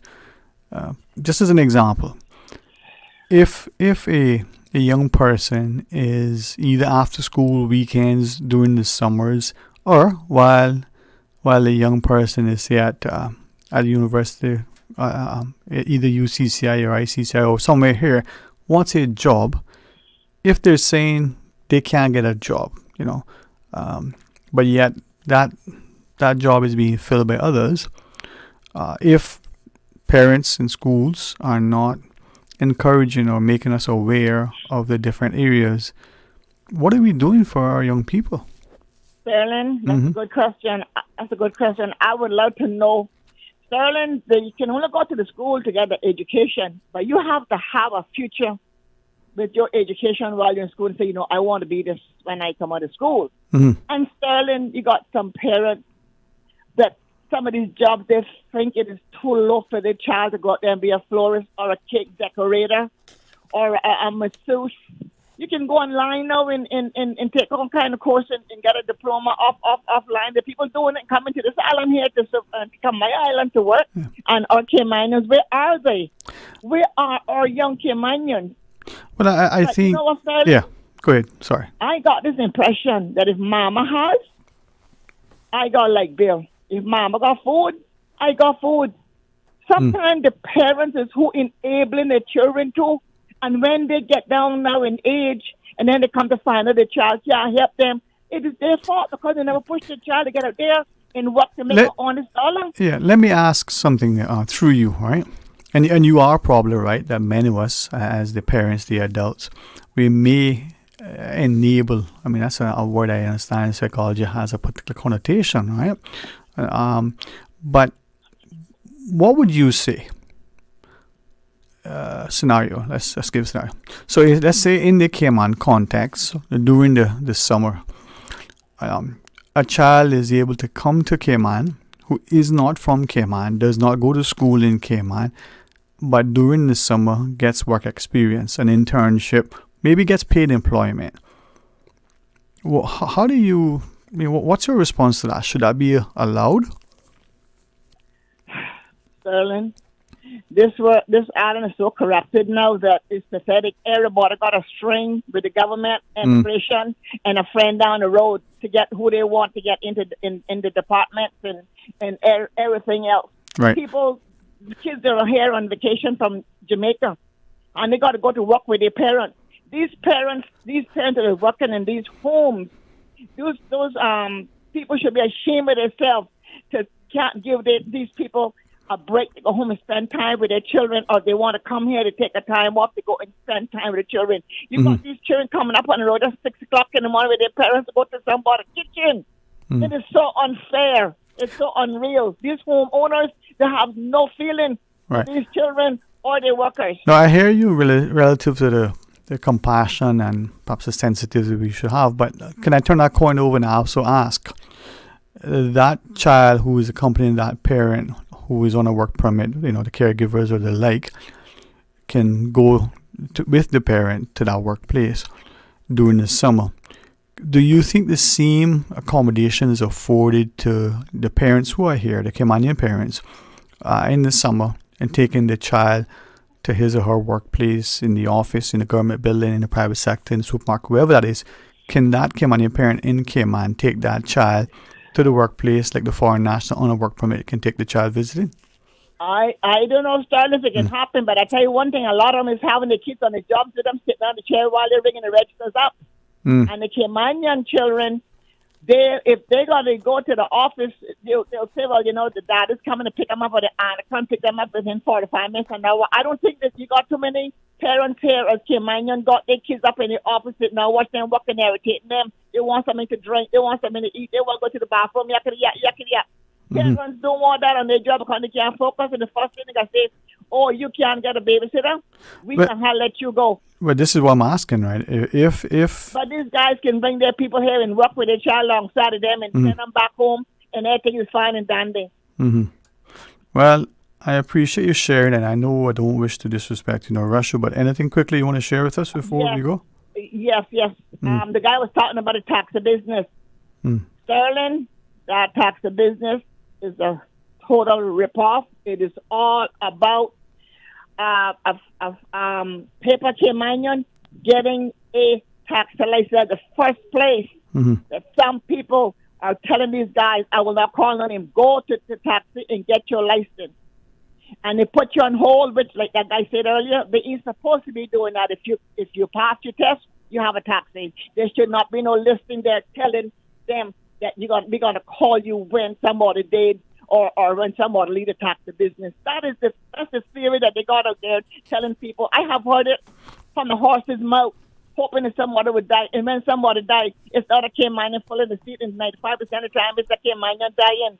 You understand? The tax of business, a rip-off, and it's gone overboard now. They got too many people in the tax of business, and they know jackpot from Apple. Okay. Because they're not treating the visitors out here on the street good. Okay. They're getting complaints every day, and nobody in public transport doing anything. But when you go out there to get your license, I tell you, you got to put this yellow banner across your car back in front. Can you imagine that that's it, them people? They don't care about you making any money once you pay your $400 every year to get your taxi license. But we talk about that some more. We got another topic to talk about. I haven't forgotten that one, I know. The time has not permitted us. All right. Yes, Thank you. We'll catch up. Thank you, too. Darling. Take care. Bye, darling. Bye-bye. Bye. Well, listen, we want you to share your thoughts, and let's see how, we can. The fine gentleman that called earlier, who took the invitation to share, his sort of, wouldn't want to say his ordeal, but his experience as he was taking his wife to the airport. Sometimes we just want and need somebody who is willing to listen. And increasingly, if we can, extend an ear to listen, to understand, not necessarily to respond. Let's do so. Let's do so in a civil way. I don't think there are many of us who will not look at the UK and see it as a great bastion of democracy, a great nation, not just its maritime heritage. History tells us of its amazing and naval accomplishments, its importance on the world stage, its exemplary sort of charter relative to diplomacy. It is experiencing growing social unrest in different ways, and it's not just today. It wasn't that long ago the news had examples of statues being torn down because, people saw it as an affront to what transpired historically. We can't unring the bell, nor can we rewind the hands of time, but are we asking, what are we doing now that future generations will look at us and ask, to what extent we exercise a sense of civility and sanity? Were we, very, very sensible in our endeavors? I believe it's probably easy to disparage and disrespect than it is to sometimes maybe just take a sobering moment and reconsider. Scripture reminds us never to discipline in anger, but how many times have we said things where we wish we could just claw back the words? Unfortunately, it's not always easy in a moment, but perhaps we draw alongside, as Mr. Hart reminds us, and be our brother's keeper. We can find a way. Democracy, is only preserved and promoted when we partner. And as we're looking at an election, April or before, whether there's a referendum that may come on the table. If you are eligible, please get registered to vote. The elections office makes it, I think, relatively easy compared to some places, easier.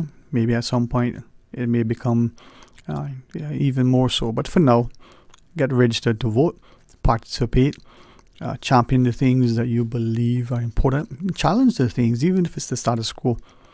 But do so with civility and sanity. Do so from an informed perspective. And if you are, like many of us, unknowingly and unwilling to accept the position of authority, stop for a second.